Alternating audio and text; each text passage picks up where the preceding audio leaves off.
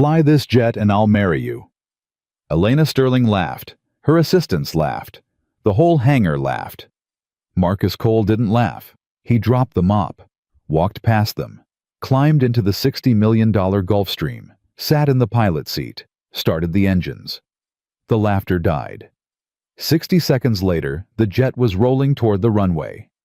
90 seconds later, it was airborne. And the woman who had just mocked him was trapped in the cabin white-knuckled, watching a janitor fly her aircraft like he'd been born in the sky.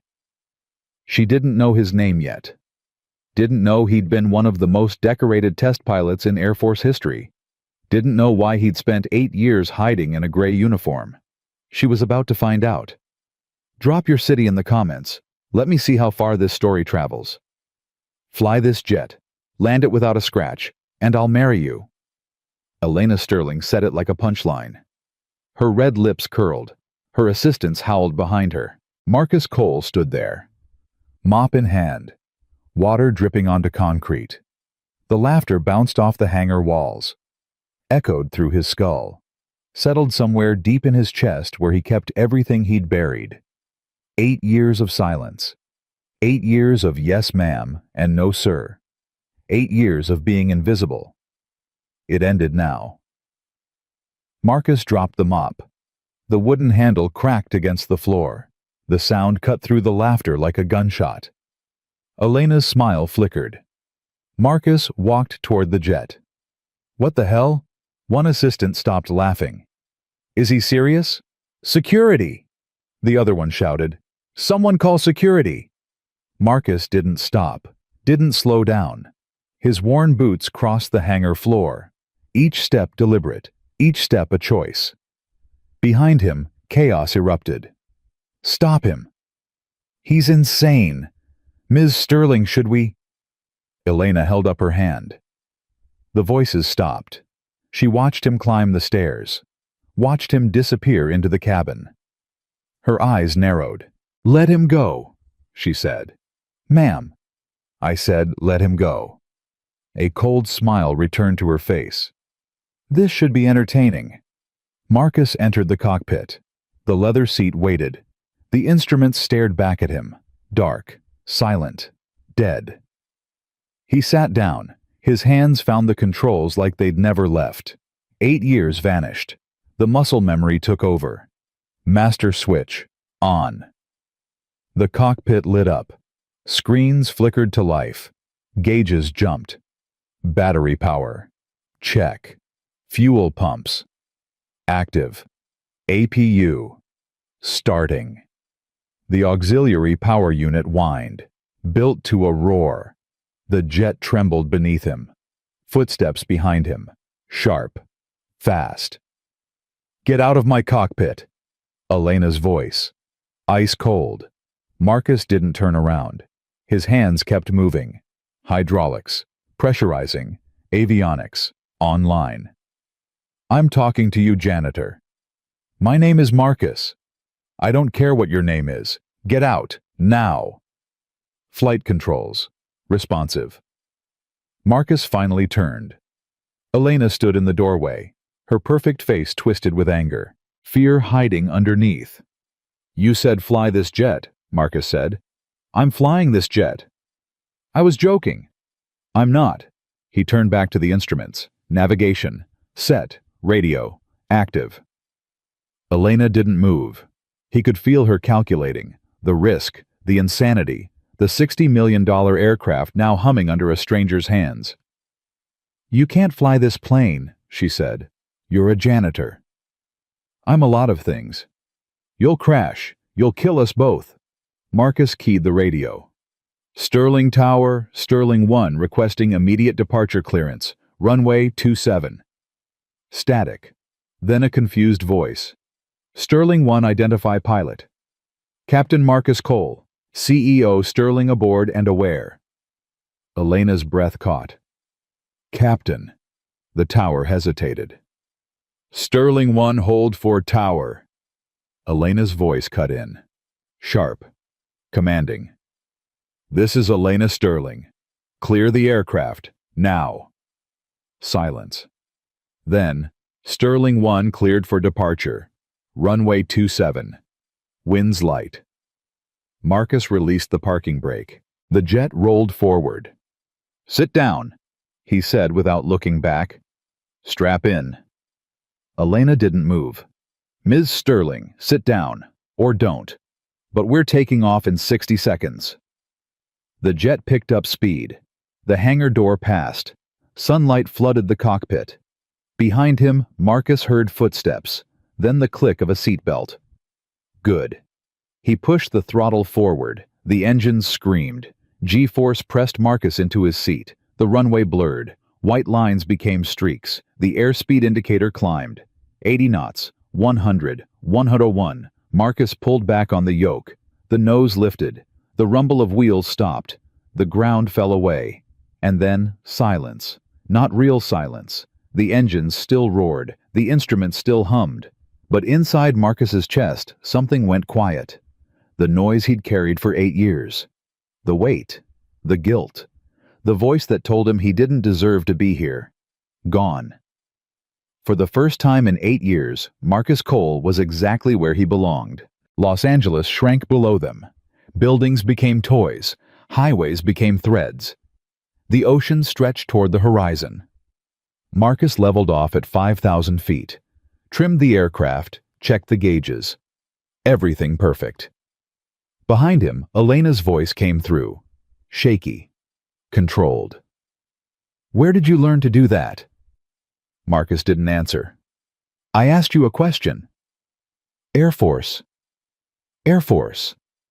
She repeated it slowly. "Air Force doesn't teach janitors to fly Gulf Streams." "No, ma'am. It doesn't." Silence. Marcus felt her stand.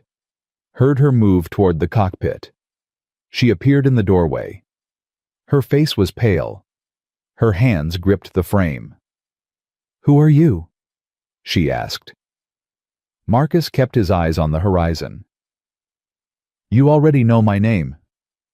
"I know your name. I don't know who you are." "Does it matter?" "You just hijacked my aircraft. Yes, it matters." Marcus almost smiled. Almost. "I didn't hijack anything. You gave me permission." "I was mocking you." "And I called your bluff." Elena's jaw tightened. She moved to the co-pilot seat, sat down hard. The leather creaked under her. "Start talking," she said. Now, Marcus programmed the autopilot. San Francisco, 90 minutes. The jet adjusted course. Smooth, obedient. 12 years, he said finally. Air Force Test Pilot School, Edwards. Then classified programs. Experimental aircraft, stuff that doesn't officially exist. Elena stared at him. "You're lying." "I'm not." "Test pilots don't become janitors." This one did. "Why?" Marcus watched a cloud drift past. White against blue. Peaceful. "Why do you care?" he asked. "Because I'm sitting in an aircraft with a stranger who claims to be a military pilot, but spends his days mopping my floors. Either you're insane or there's a story." "Which is it?" Marcus turned to look at her. Under the makeup, under the expensive suit, under the armor she wore like a second skin, he saw something. Fear. Not of the flight. Something older. Deeper. She was broken too. She just hid it better. "There's a story," he said. "Tell me." "No." Her eyes flashed. "Excuse me." "You don't get my story because you demanded it. That's not how it works. I'm the CEO of... I know who you are. Everyone knows who you are. But up here," Marcus gestured to the sky. "Up here, titles don't matter. Money doesn't matter. The only thing that matters is whether I can get this aircraft safely on the ground. Can you... watch me?" They flew in silence for 30 minutes. Elena stared out the window. Marcus monitored the instruments. The tension slowly drained from the cockpit. Finally, she spoke. "My father was a pilot." Marcus glanced at her. "Commercial. Flew for 30 years. I grew up watching planes, loving planes." She paused. hating planes. Why hating? Because every time he left, I thought he wouldn't come back. But he did. Every time. For 30 years. Her voice dropped. Then he retired. 6 months later, heart attack. Dead before the ambulance arrived. Marcus said nothing. Ironic, right? Elena laughed bitterly. Thousands of flights, never a scratch. Then his own heart betrayed him. I'm sorry. Don't be. It was 5 years ago. Grief doesn't have an expiration date. Elena turned to him. Something shifted in her eyes. You sound like you know. Marcus's hands tightened on the yoke. I do. She waited. He could feel the question hanging, but she didn't ask, didn't push. Smart woman. The California coastline appeared. San Francisco Bay sparkled in the afternoon sun. Marcus contacted the tower, received clearance, began the descent. Elena watched him work. Every switch, every adjustment, every calculation. You're good, she said quietly. I was good. A long time ago. What happened? Marcus reduced the throttle, deployed the flaps. Life happened. That's not an answer. It's the only one you're getting today. The runway materialized ahead, long, gray, waiting. Marcus aligned the approach, checked airspeed, monitored altitude. Brace for landing, he said. The ground rose up, closer, closer. Marcus held the yoke steady, felt the wind, read the air. The wheels touched, soft, gentle, like a whisper. The jet rolled down the runway. No bounce, no wobble, no vibration. Perfect. Marcus applied the brakes. The aircraft slowed, stopped. Silence. Then Elena exhaled, long and shaky. That was... She couldn't finish. Yeah. He shut down the engines. One by one, the systems went dark. The hum faded. Marcus sat there, hands on the yoke, heart pounding. He'd done it. The cabin door opened. Stairs deployed. Sunlight poured in. Elena stood, paused at the cockpit entrance. Come with me, she said. Why? Because I have a meeting, and you're going to stand there while I explain to a very confused client why my janitor just landed my jet like a damn fighter pilot. Marcus unbuckled, stood slowly. His legs felt strange. I'm not dressed for a meeting. I don't care. They descended the stairs together. Ground crew surrounded the aircraft, everyone staring. A man in an expensive suit approached. Gray hair, sharp eyes. Elena. He shook her hand. That was quite an entrance. Who's your pilot? Elena turned, looked at Marcus. Something had changed in her expression. This is Captain Marcus Cole, she said. Former Air Force, Test Pilot Division. Captain. The title hit Marcus like a punch. The man extended his hand. Marcus shook it. Impressive landing, Captain. Haven't seen anything like that since my Navy days. Thank you, sir. Where did Sterling Aerospace find you? Elena answered before Marcus could speak. He found us. The meeting took 3 hours. Marcus waited outside, drank bad coffee, watched planes take off and land. Each one felt like a conversation, a question he didn't know how to answer. His phone buzzed, a text from Mrs. Chen. Ethan asking when you'll be home. Marcus typed back, late. Emergency at work. Kiss him goodnight for me. A pause. Then, he drew you a picture. An airplane. Marcus stared at the message. Ethan, his son, 5 years old. The only reason Marcus got up every morning. The only reason he'd survived the last 3 years. The boy had never seen his father fly. His phone buzzed again. He says he wants to see you fly someday, like Mom said. Marcus's throat tightened. Rebecca, his wife, dead 3 years now, a drunk driver on a rainy highway, gone before he could say goodbye. She'd believed in him, even when he couldn't fly, even when he couldn't sleep, even when the nightmares came every night. "You'll fly again," she'd told him. "When you're ready." He'd never believed her, until today. The conference room doors opened. Elena emerged, the client behind her smiling, shaking hands. "Deal closed," she said, walking past Marcus. "Let's go." They boarded the jet, ran through the pre-flight. "I'll fly us back," Elena said. Marcus looked at her. "I have my license," she added. "Private pilot, 300 hours. "Then why did you need me this morning?" "I'm not rated for this aircraft." She paused. "And I wanted to see what you'd do." Marcus stared at her. "You wanted to see if you were real, if your claim was true." She met his eyes. "I took a calculated risk." "You could have crashed." "So could you." "I wouldn't have." "No." She smiled slightly. "You wouldn't have." They took off.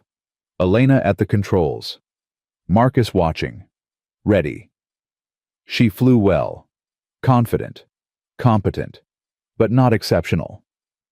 Halfway back, she engaged autopilot. Turned to him. "I want to offer you a job." "I have a job.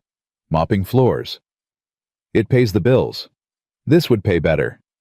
"I'm not interested." Elena frowned. "Everyone's interested in more money." "Not everyone." "Then what do you want?" Marcus looked out the window. Los Angeles approaching. The city where his son was sleeping. The apartment where Rebecca's photo still hung on the wall. "I want my son to grow up safe," he said. "I want him to have a father who comes home every night. I want him to never feel what I felt when—" He stopped. "When what?" Elena pressed. Marcus shook his head. "Forget it. I can't forget something you didn't finish. Then live with the mystery." The runway appeared. Elena lined up the approach. Her landing was good. Not perfect, but good. They taxied to the hangar, shut down, sat in silence. "My offer stands," Elena said finally. "Whenever you're ready." "I won't be ready." "We'll see." Marcus drove home through the dark streets. The apartment was quiet. Mrs. Chen had left a note on the counter. "Ethan asleep at 8. Good boy today." Marcus walked to his son's room, pushed the door open slowly. Ethan lay curled under his blanket, the stuffed elephant Rebecca had given him tucked under his arm, his breathing slow and peaceful. On the nightstand, a drawing. Crayon on paper. A stick figure man standing next to an airplane. Above it, in wobbly 5-year-old letters, "Daddy flies." Marcus picked it up, stared at it. His hands trembled. This boy had never seen him in a cockpit, had no memory of the man he used to be, only knew the stories Rebecca had told him before she died. "Your daddy was a pilot, the best pilot. He flew higher and faster than anyone. Why doesn't he fly anymore? Because something sad happened. But one day he'll fly again, and you'll be so proud." Marcus sat on the edge of the bed. Ethan stirred. "Daddy." "Hey, buddy, go back to sleep." "You're home late." "I know, I'm sorry." Ethan's eyes opened halfway, sleepy, trusting. "Did you fly today?" Marcus's chest tightened. "What?" "Mrs. Chen said you had an emergency. I dreamed you were flying." Marcus couldn't speak, couldn't breathe. "Yeah," he whispered finally. "I flew today." Ethan smiled. His eyes closed again. "Mom was right," he murmured. "She said you would." Then he was asleep. Marcus sat there in the darkness, holding the drawing, tears streaming down his face. For 8 years he'd hidden, from his past, from his pain, from who he used to be. Today, for 90 minutes he'd remembered. And his son, his beautiful, innocent son, had known, even in his sleep, even in his dreams. Marcus looked at the window.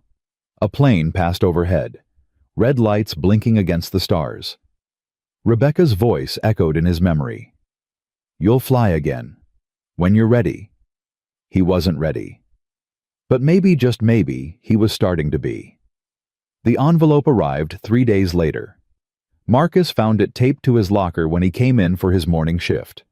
White paper. No name. Just a single word written in elegant script, Cole. He knew who it was from. He shoved the envelope into his pocket, grabbed his mop, started the routine, left to right, push and pull, the rhythm that had kept him sane for 8 months. But the envelope burned against his thigh. At lunch break, he sat alone in the supply closet. Opened it. Inside was a single sheet of paper. A contract. Senior pilot, Sterling Aerospace. The salary made his eyes widen. More than he'd made in the Air Force. More than he'd made in his entire life combined. At the bottom, a handwritten note. You don't belong on the floor. You belong in the sky. The offer stands. E.S. Marcus stared at the words. Then he folded the paper, put it back in the envelope, shoved it deep into his locker. He grabbed the mop, went back to work. The envelope stayed there for a week. Every day Marcus saw it when he opened his locker. Every day he ignored it. Every night he went home to Ethan, made dinner, read bedtime stories, watched his son sleep. This was his life now, safe, predictable, invisible. Flying was a dream he'd buried, and buried things were supposed to stay dead. On the 8th day, Elena found him. He was mopping the north corner of the hangar, the corner nobody walked through, the corner where he could disappear. Her heels announced her arrival. Click, click, click. Marcus didn't look up. You haven't responded to my offer, she said. Nothing to respond to. It's a generous contract. I saw. Then why haven't you signed it? Marcus pushed the mop forward, pulled it back. Because I'm not interested. Elena stepped closer. He could smell her perfume. The same expensive scent from the cockpit. You flew my jet like it was an extension of your body. You landed it like you'd done it 1,000 times. And you expect me to believe you're not interested in flying again. Believe what you want. Look at me. He didn't. Marcus, look at me. Something in her voice made him stop. He raised his eyes.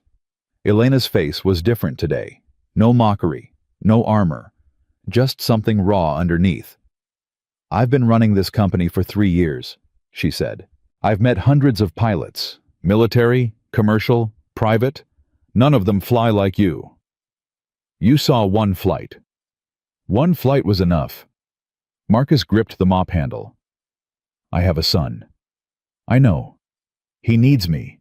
Here, on the ground, not 30,000 feet in the air where anything can go wrong. Anything can go wrong anywhere. You could get hit by a car walking to work. You could have a heart attack in your sleep. You could... My wife got hit by a car. Elena stopped. Drunk driver, Marcus said, his voice flat. 3 years ago, she was driving home from work. It was raining. He crossed the median. She died before the ambulance arrived. Silence. I'm sorry, Elena said quietly. I didn't know. Now you do. He went back to mopping. Elena didn't leave. My father flew for 30 years, she said. My mother spent every single day terrified.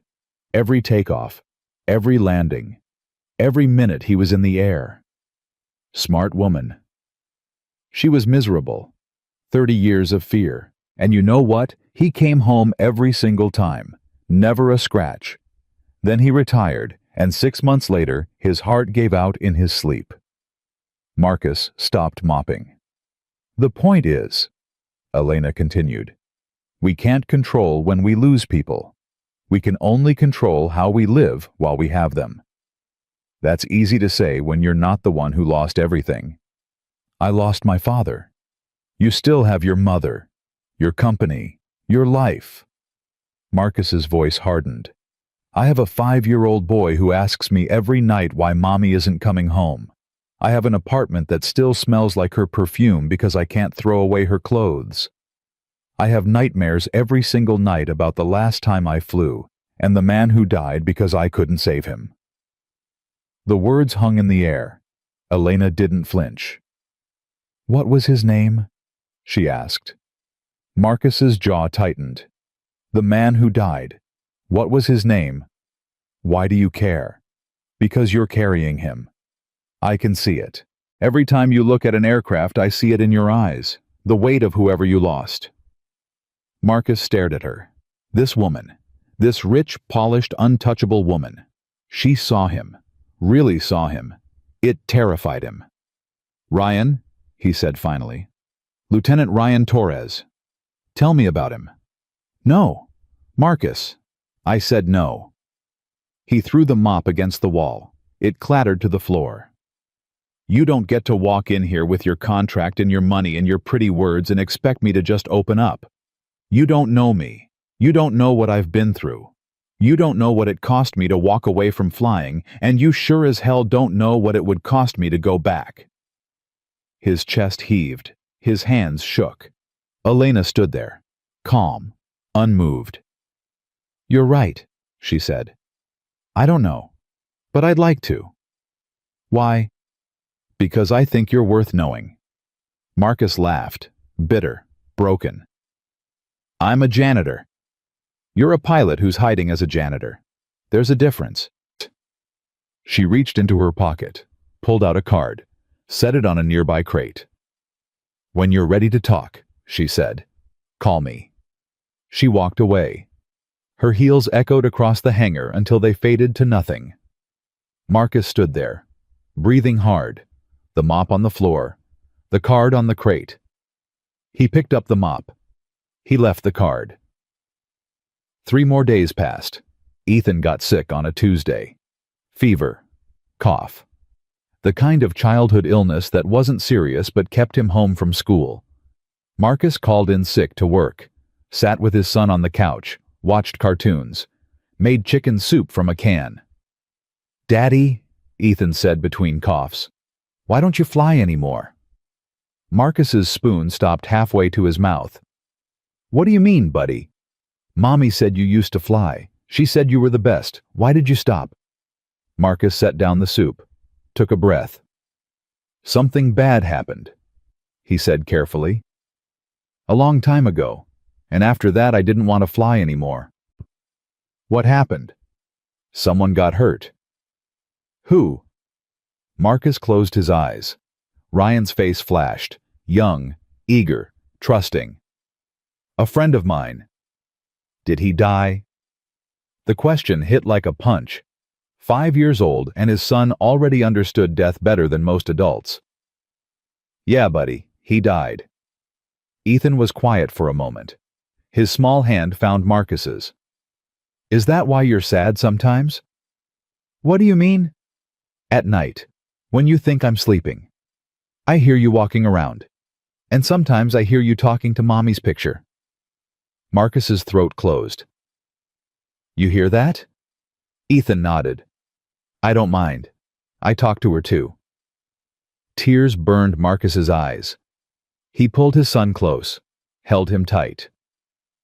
"I miss her, Daddy." "I know, buddy. I miss her too." "Do you think she can see us from heaven?" Marcus stroked his son's hair. "Yeah, I think she can." "Then she saw you fly." Marcus pulled back, looked at his son's face. "What?" "Last week, when you flew the big plane. She saw you." Ethan smiled through his fever. "She's probably really happy." The words broke something inside Marcus, a wall he'd built brick by brick over 8 years. "You think so?" "Mommy always said flying made you happy. She said when you stopped a part of you went away, but she said it would come back someday. She told you that. Before she went to heaven, she made me promise to remind you." Marcus couldn't speak, couldn't breathe. His wife, even in her final days, still believing in him, still hoping. "Daddy?" "Yeah, buddy. I want to see you fly someday, for real, not just in my dreams." Marcus held his son, let the tears fall. "Maybe someday," he whispered. "Maybe someday." That night after Ethan fell asleep, Marcus sat at the kitchen table. The envelope from his locker sat in front of him. He'd brought it home. Didn't know why. The contract stared back at him. Senior pilot. Sterling Aerospace. Rebecca's photo watched from the wall. Her smile frozen in time. You'll fly again, when you're ready. Marcus picked up his phone, found Elena's card in his wallet, dialed the number. She answered on the second ring. Marcus. How did you know it was me? I've been waiting for this call. Silence. I'm not saying yes, Marcus said. Okay. I'm saying I'll listen, that's all. I'll hear what you have to offer. That's all I'm asking. Tomorrow, your office, 8 a.m. I'll be there. Marcus hung up, stared at the phone. His hands were shaking. He looked at Rebecca's photo. I don't know if I can do this, he said to her. I don't know if I'm strong enough. The photo didn't answer, but something in his chest shifted. A door opening, light creeping in. He went to bed. For the first time in 3 years, he didn't dream about Ryan. Didn't dream about the crash. He dreamed about flying. Elena's office was on the top floor of Sterling Aerospace headquarters. Glass walls, city views, the kind of space that screamed money and power. Marcus felt out of place in his worn jeans and canvas jacket. But he didn't care. Elena sat behind her desk. Different today. Hair pulled back, reading glasses perched on her nose. She looked almost human. Sit, she said. He sat. She pushed a folder across the desk. This is the full offer. Salary, benefits, flight schedule, everything. Marcus didn't touch it. Before I look at that, he said, I need to know something. Ask. Why me? Elena leaned back. I told you, I've never seen anyone fly like you. That's not enough. You could hire any pilot in the country, guys with more recent experience, guys without 8 years of rust, guys who don't have baggage. I don't want any pilot. I want you. Why? Elena was quiet for a moment. She removed her glasses, set them on the desk. Because when you sat in that cockpit, she said slowly, something changed. In your face, in your whole body. You became someone else, someone who belonged there. She paused. I recognized it because I see it in myself sometimes. When I'm doing what I was born to do. Marcus studied her face. What were you born to do? Run this company. Build something. Prove everyone wrong who said I was too young, too female, too inexperienced to take over after my father died. And you've done that. I have. But it cost me. She looked out the window. I'm 34 years old. No husband, no children, no life outside these walls. Every relationship I've had ended because I chose the company over them. Any regrets? Some. But I'd make the same choices again. She turned back to him. Because this is who I am. I can't be someone else. So why do you care if I fly again? Elena leaned forward. Because I looked into your file. All of it. The classified parts too. Marcus tensed. I know about Operation Blackbird, she continued. I know about the experimental aircraft. I know about the mission that killed Ryan Torres. How did you? I have connections. The point is, I know what you did. I know what you were capable of, and I know why you stopped. Marcus's hands curled into fists. Then you know I can't go back. I know you're afraid to go back. That's different. Is it? Yes. Elena's voice softened. Marcus, what happened to Ryan wasn't your fault. The investigation proved that. Equipment failure, nothing you could have done. I was the pilot. He was my responsibility. You got the aircraft down. You survived. He didn't. That's not on you. It feels like it is. Elena stood, walked around the desk, sat in the chair beside him. I'm not asking you to forget Ryan, she said. I'm asking you to honor him, by being the pilot he believed you were. Marcus looked at her. This close, he could see the lines around her eyes, the exhaustion underneath the polish. You don't know what you're asking. Then tell me. He took a breath, let it out slowly. Ryan was 26. First deployment as my co-pilot. Smart kid, eager. Reminded me of myself at that age. Elena listened. We were testing a new flight system, high altitude, experimental. The kind of thing they don't put in official reports. What went wrong? Everything. Marcus's voice went flat. 30,000 feet up. The system failed. All of it. 1 second we're flying. The next second we're falling. What did you do? Everything I could. Backup systems, manual controls, emergency procedures. Nothing worked. We were in a dead stick. 70,000 pounds of metal falling out of the sky. Elena's face was pale. I got the nose up, found a field, put us down as soft as I could.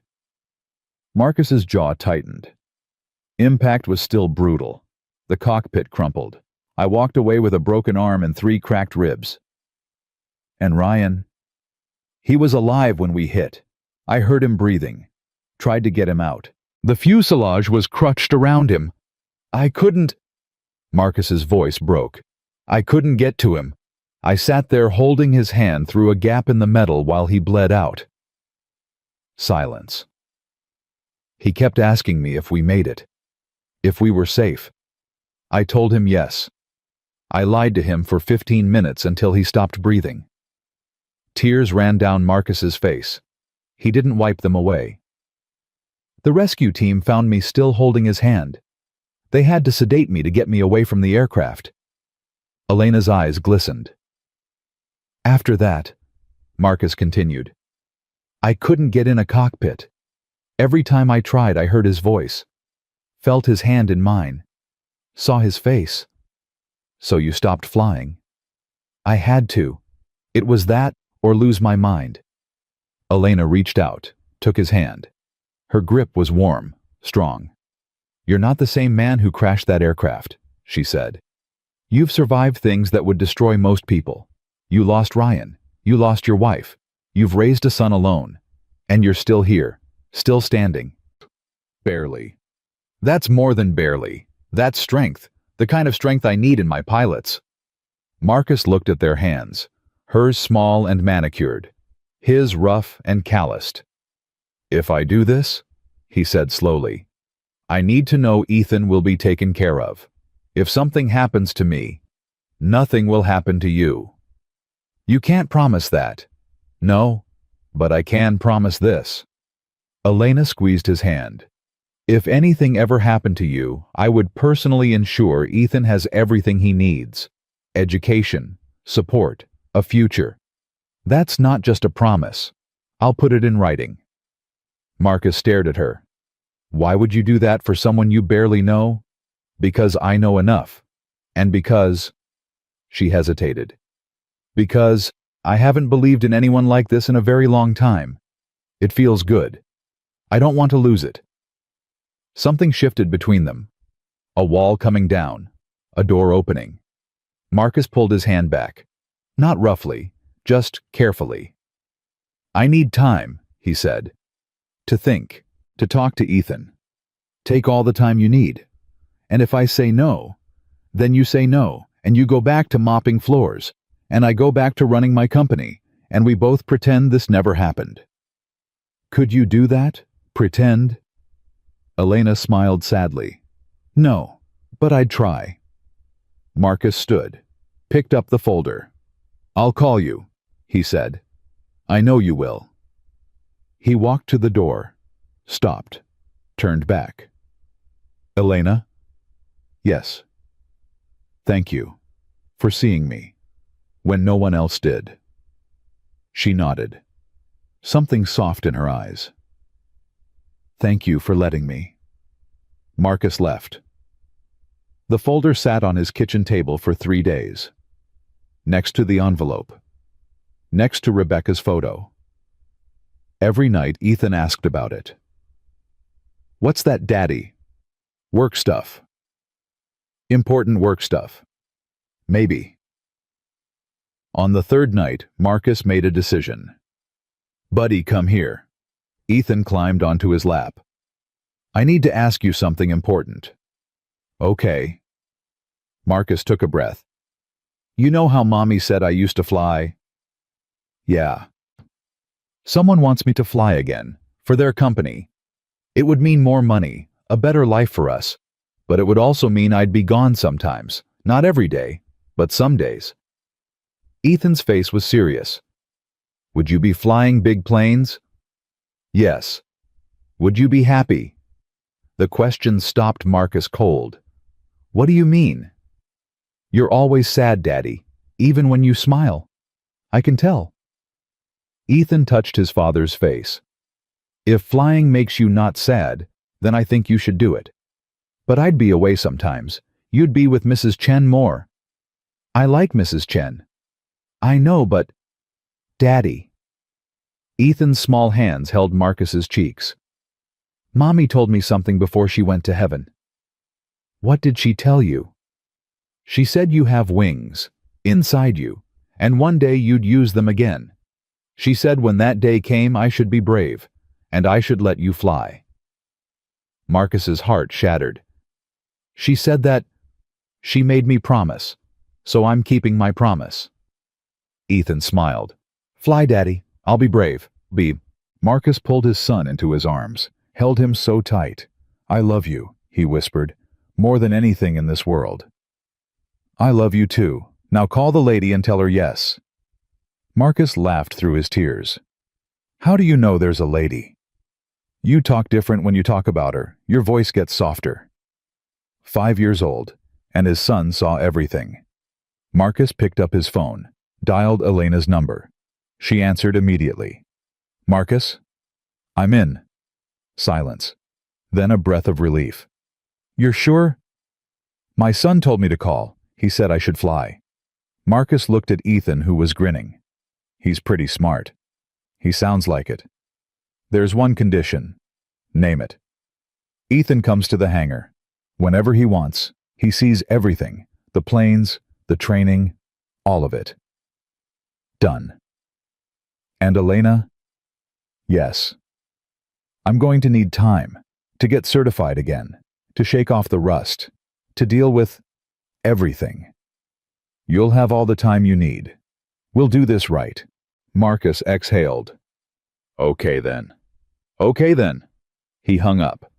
Ethan jumped off his lap, did a little dance. "You're gonna fly. You're gonna fly." Marcus watched his son.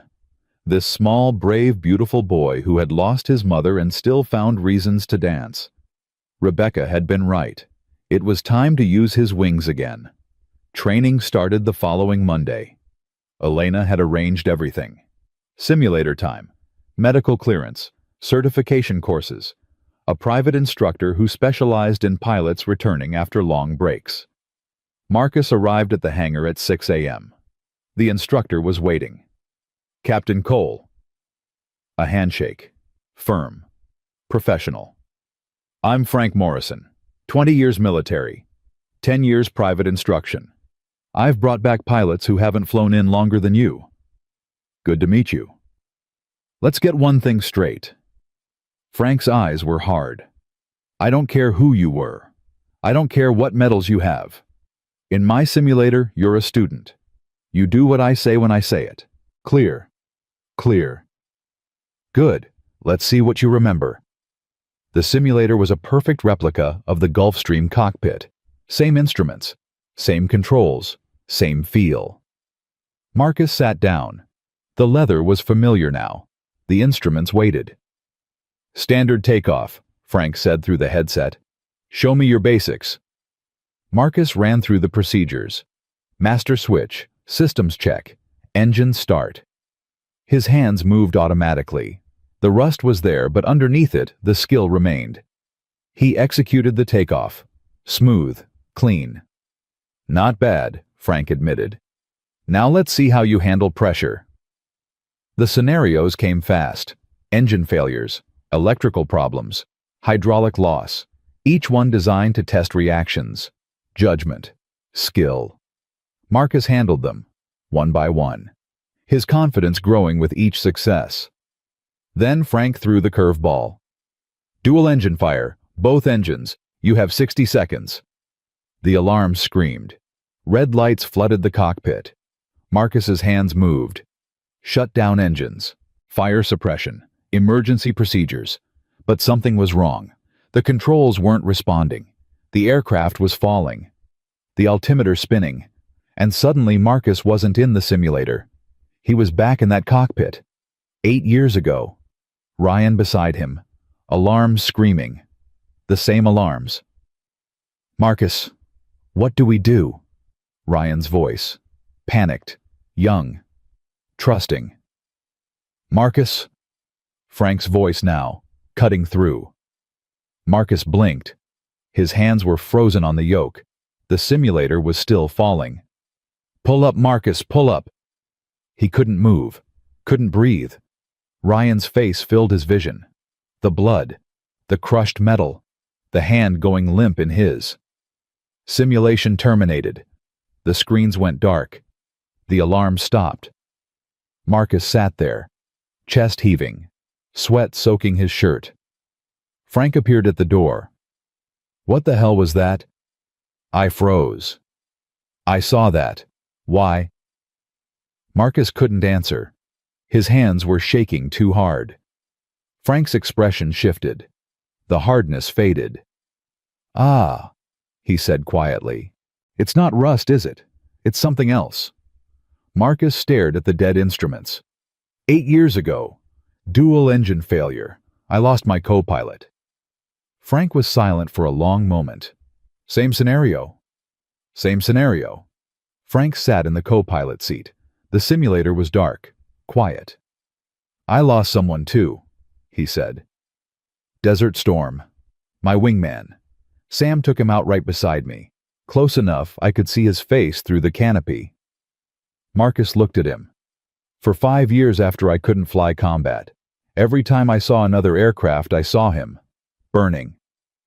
How did you get past it? I didn't. Frank's voice was honest. I just learned to fly with it. The ghost doesn't go away. You just make room for it. Let it ride along. Stop fighting it. I don't know if I can do that.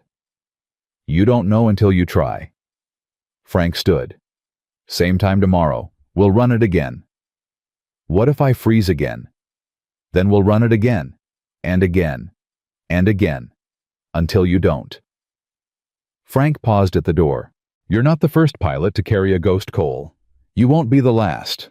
The question is whether you're going to let it keep you grounded forever. He left. Marcus sat in the dark simulator. Ryan's face lingered at the edge of his vision. I'm sorry, he whispered. I'm so sorry. The ghost didn't answer. But somehow, in the silence, Marcus felt something shift. Not forgiveness. Not yet. But the beginning of something. The first step back toward the sky. The next morning came too fast. Marcus hadn't slept. Every time he closed his eyes, he saw Ryan's face, heard the alarms, felt the aircraft falling. He stood in front of his bathroom mirror at 5 a.m. The man staring back looked older than his 42 years, gray in his hair, lines around his eyes, the face of someone who had survived things that should have killed him. You can do this, he told his reflection. The reflection didn't look convinced. Ethan was still asleep when Marcus left. He stood in his son's doorway for a long moment, watching the small chest rise and fall. The stuffed elephant tucked under one arm. I'll make you proud, Marcus whispered. I promise. He drove to the hangar in silence. No radio, no music. Just the sound of his own breathing and the voice in his head that kept saying he wasn't ready. Frank was waiting in the simulator bay. You look like hell, Frank said. Didn't sleep. Good. Neither did I. Spent all night thinking about how to fix what's broken in you. And I realized I can't fix it. Only you can. Frank handed him a coffee. Black. Strong. But I can put you in situations where you have to choose. Break or fly. Die or survive. Marcus took the coffee, didn't drink it. What if I break? Then you break, and we find out you're not the pilot I think you are. Frank's eyes were hard. But I don't think that's going to happen. Why not? Because I've seen your file, the real one, not the sanitized version. I know what you did in that cockpit 8 years ago. I know you kept fighting for 3 minutes after most pilots would have given up. I know you put that aircraft down with 0 hydraulics, 0 electronics, and 0 chance of survival. Marcus's jaw tightened. I also know Ryan Torres was alive when you hit the ground. And I know you stayed with him until the end, even when you could have saved yourself. That's exactly what it was. Frank stepped closer. You're not a coward, Cole. You're not broken. You're just a man who loved his co-pilot like a brother and watched him die. That kind of wound doesn't heal, but it can become something else. What? Strength, if you let it. Frank turned toward the simulator. Now get in there. We're running the scenario again. Same one. Dual engine fire. And this time, you're going to fly through it. Marcus followed him into the simulator, sat in the pilot seat, strapped in. The instruments came alive. The familiar hum filled the cockpit. Standard takeoff, Frank said through the headset. Climb to 30,000 feet. Then we begin. Marcus executed the takeoff, his hands steadier than yesterday, the rust continuing to shake loose. The altitude climbed. 20,000, 25, 30. Okay, Frank said. Here we go. The alarms hit like a wall of sound.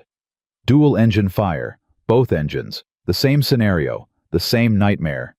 Marcus's hands moved. Shut down engine 1, fire suppression. Shut down engine 2, fire suppression. The aircraft was falling. No thrust, just gravity and physics. His heart pounded. His vision narrowed. Ryan's voice echoed.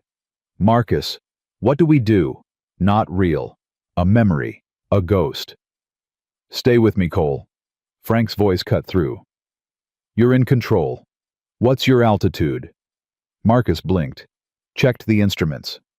28,000. Descending. Rate of descent. 4,000 feet per minute. How long until impact?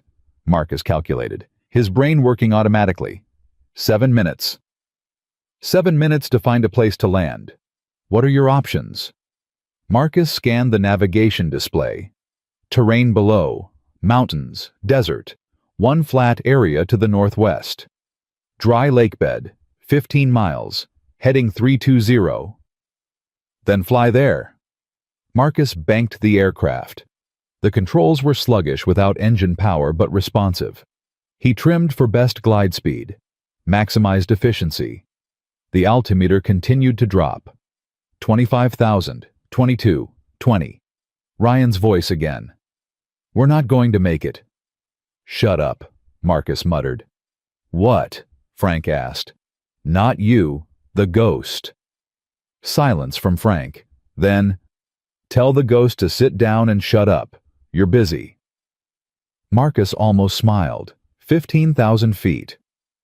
The dry lake bed was visible now on the display, 10 miles out. You're coming in too steep, Frank said. Adjust your approach. Marcus pulled back slightly on the yoke. The descent rate slowed. 10,000 feet, 5 miles. Landing gear, Frank prompted. No hydraulics, manual deployment. Marcus reached for the emergency gear release. Pulled. The indicator showed 3 green lights. Gear down and locked. 5,000 feet, 2 miles. The ground was rushing up. The lake bed spreading out below, white and flat and empty. Flare on my mark, Frank said. 3, 2, 1. Flare. Marcus pulled back on the yoke. The nose rose. The descent slowed. The wheels touched. Hard.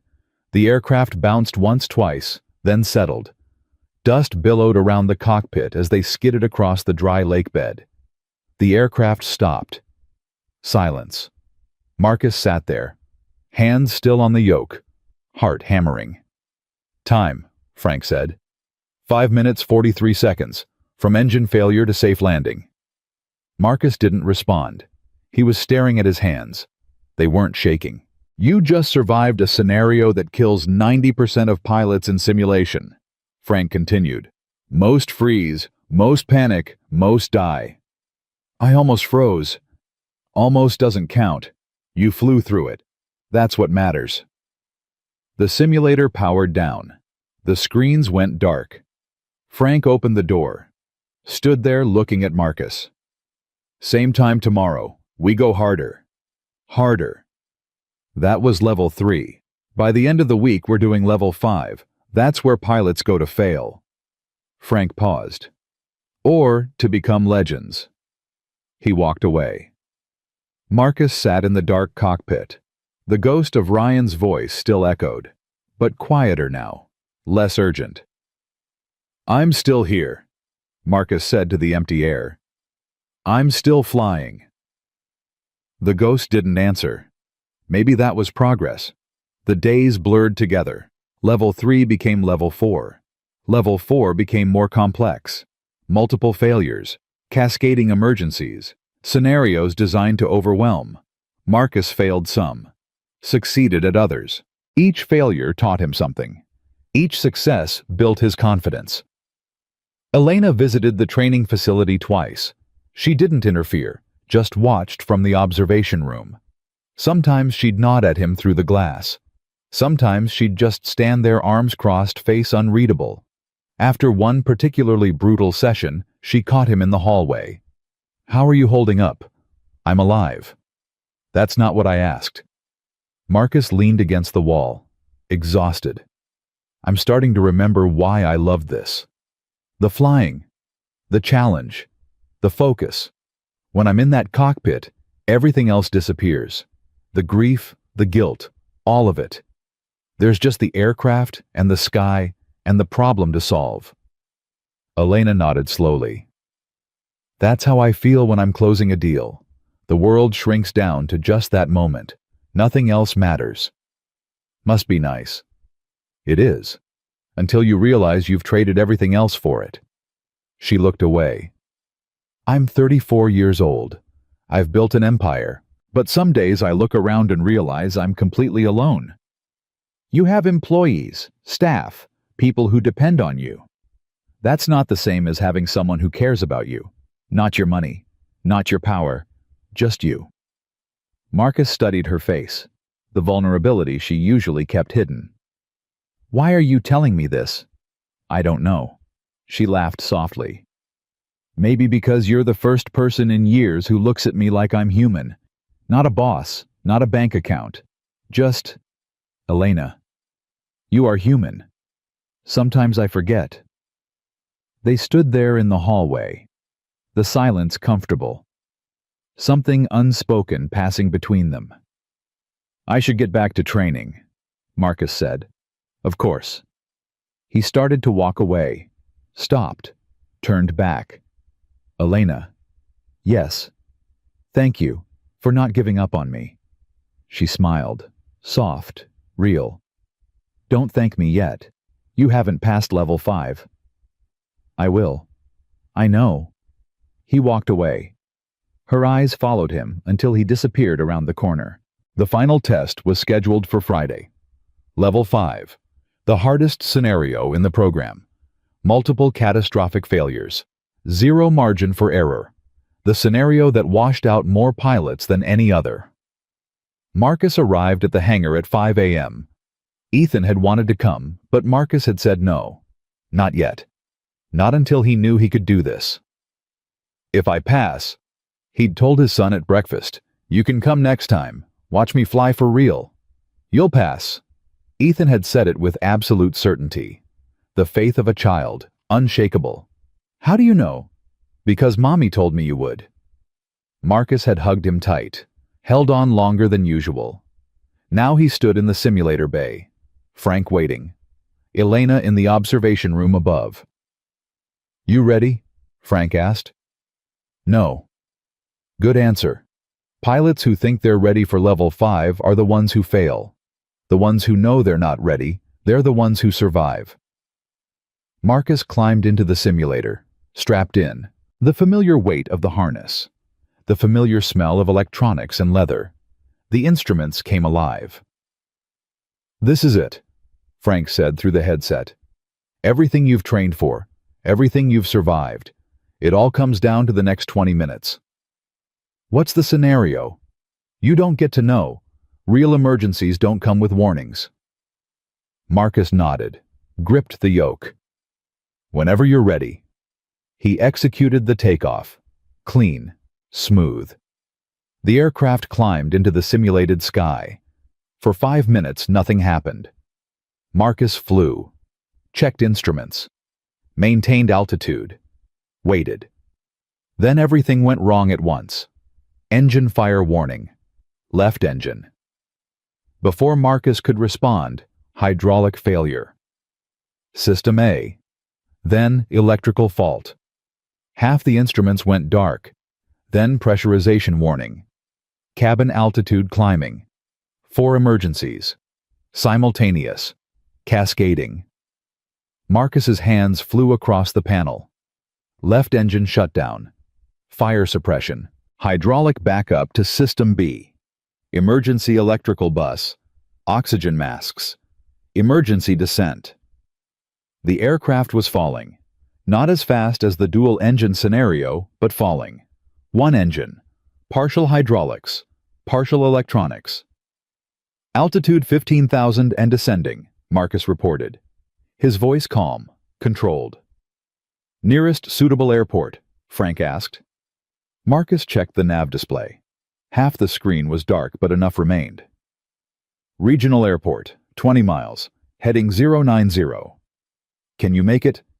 "I don't know." "Then find out." Marcus calculated. Distance, descent rate, glide performance on one engine with partial controls. "It's going to be close." "Close doesn't count. Either you make it or you don't." Marcus pushed the remaining engine to maximum continuous thrust, adjusted the pitch for optimal climb angle. The descent slowed, stopped, started climbing again barely, 10,000 feet, 15 miles to the airport. Then the second engine coughed. Fuel contamination warning. The remaining engine was failing. Marcus's heart stopped. This wasn't level 5. This was impossible. "Frank, fly the aircraft coal." The engine sputtered, lost power, regained it, lost it again. Marcus had minutes, maybe less. Ryan's voice exploded in his head. "We're going to die! We're going to die! Marcus, we're going to die!" Not real. A ghost. A memory. But so loud, so clear. Marcus's hands started to shake. The engine failed completely. Second engine gone. Both engines dead. The aircraft was gliding now. No power. No options. 5,000 feet. 8 miles to the airport. He wasn't going to make it. "Marcus." A different voice. Not Frank. Not Ryan. Elena. Through the observation room speakers. "Marcus, listen to me." He couldn't respond. His hands were frozen.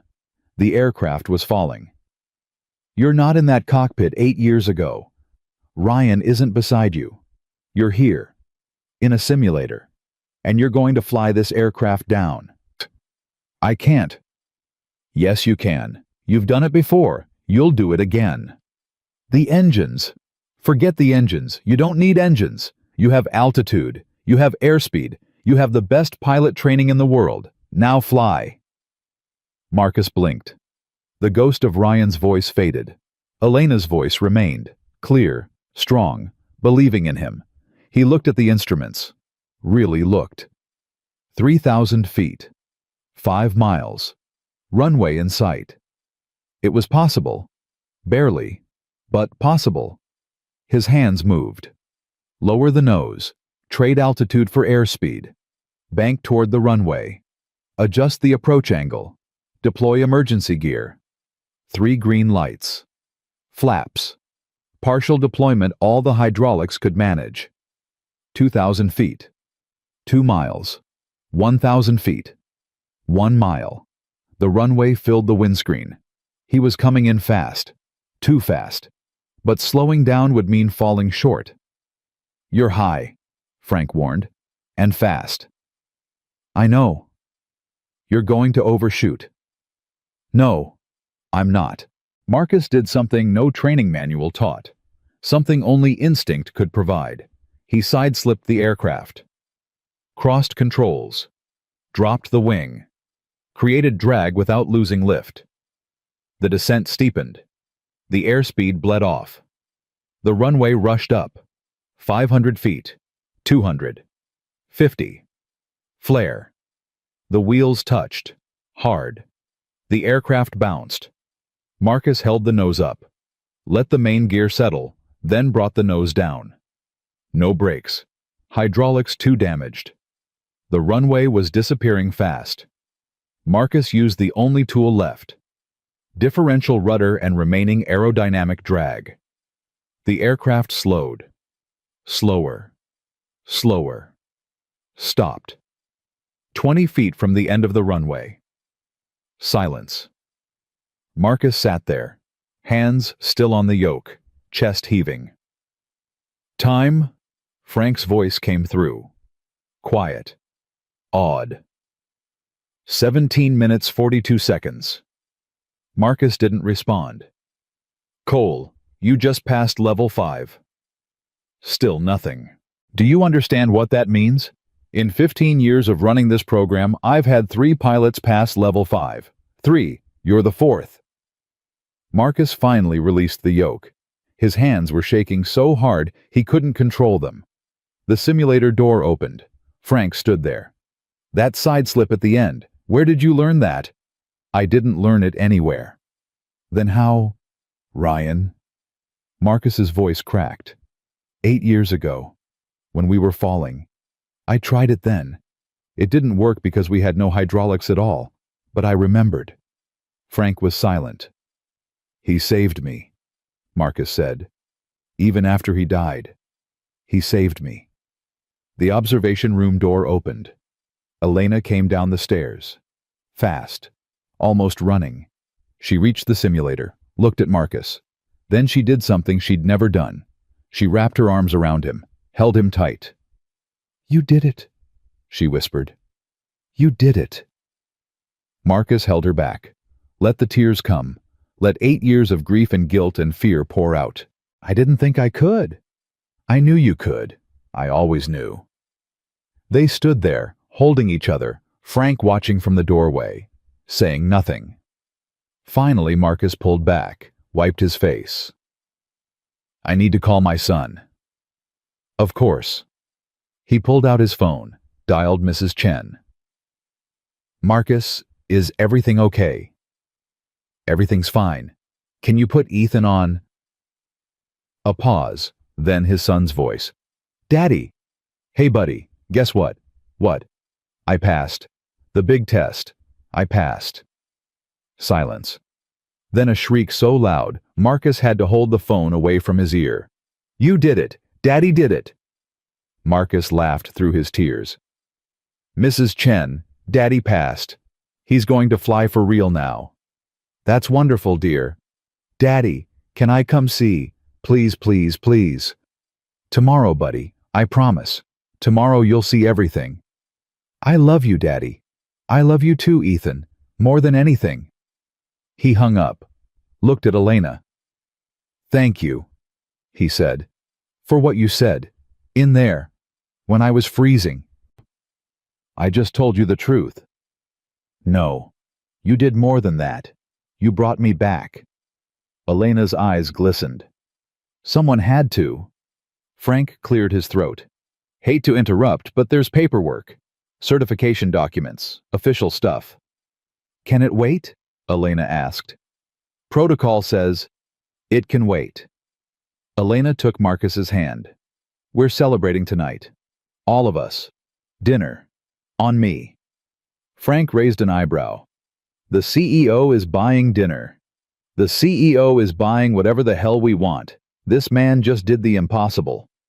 Marcus looked at their joined hands, her fingers intertwined with his. "I don't need dinner. he said. I just need to see my son. Elena smiled. Then let's go get him.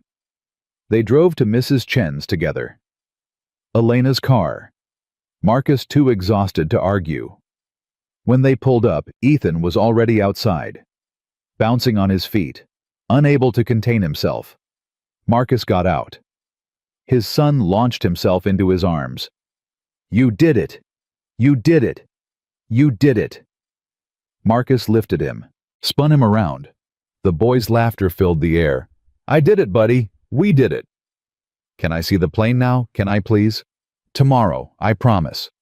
Is that the lady? Ethan pointed at Elena, who had gotten out of the car. Yeah, buddy, that's Elena. She's pretty. Elena laughed, walked over. You must be Ethan. Your dad talks about you all the time. Ethan studied her with the fearless directness of a 5-year-old. Are you my daddy's friend? Yes, I am. Good friend or regular friend? Marcus's face reddened. Ethan. Good friend, Elena said. She didn't hesitate. Very good friend. Ethan nodded solemnly. Good. Daddy needs friends. He's alone too much. Ethan. It's true. Elena laughed again. The sound was warm, real, so different from the cold woman who had mocked him in the hangar weeks ago. He's right, she said to Marcus. You are alone too much. I have Ethan. You know what I mean. Their eyes met. Something passed between them. An acknowledgement. A possibility. Daddy, I'm hungry, Ethan announced. Then let's eat. Marcus looked at Elena. Join us. I don't want to intrude. Please. Ethan grabbed her hand. You can sit next to me. Elena looked at the small hand holding hers. Something softened in her face. How can I say no to that?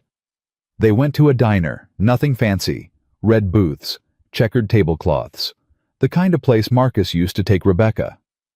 Ethan ordered pancakes even though it was dinner. Elena ordered a burger. Marcus got coffee and sat there watching the two of them talk. His son was telling Elena about school, about his friends, about the drawing he'd made of an airplane. Elena listened like everything he said was the most important thing in the world. Do you have kids? Ethan asked between bites. No, sweetheart. I don't. Why not? Ethan, Marcus warned. That's personal.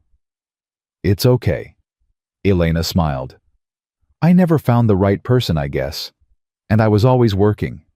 My mommy used to work. She was a teacher. Ethan's voice got quiet. She's in heaven now. Elena's expression shifted. I know, sweetheart. Your daddy told me. Do you think she can see us? I think she can see everything. And I think she's very proud of your daddy. Ethan nodded. Me too. He went back to his pancakes, unaware of the weight of what he'd just said. Marcus reached across the table, took Elena's hand. Thank you, he said quietly, for being kind to him. He's easy to be kind to. She squeezed his hand. Just like his father. They sat there, a man, a woman, and a little boy, in a small diner, eating dinner.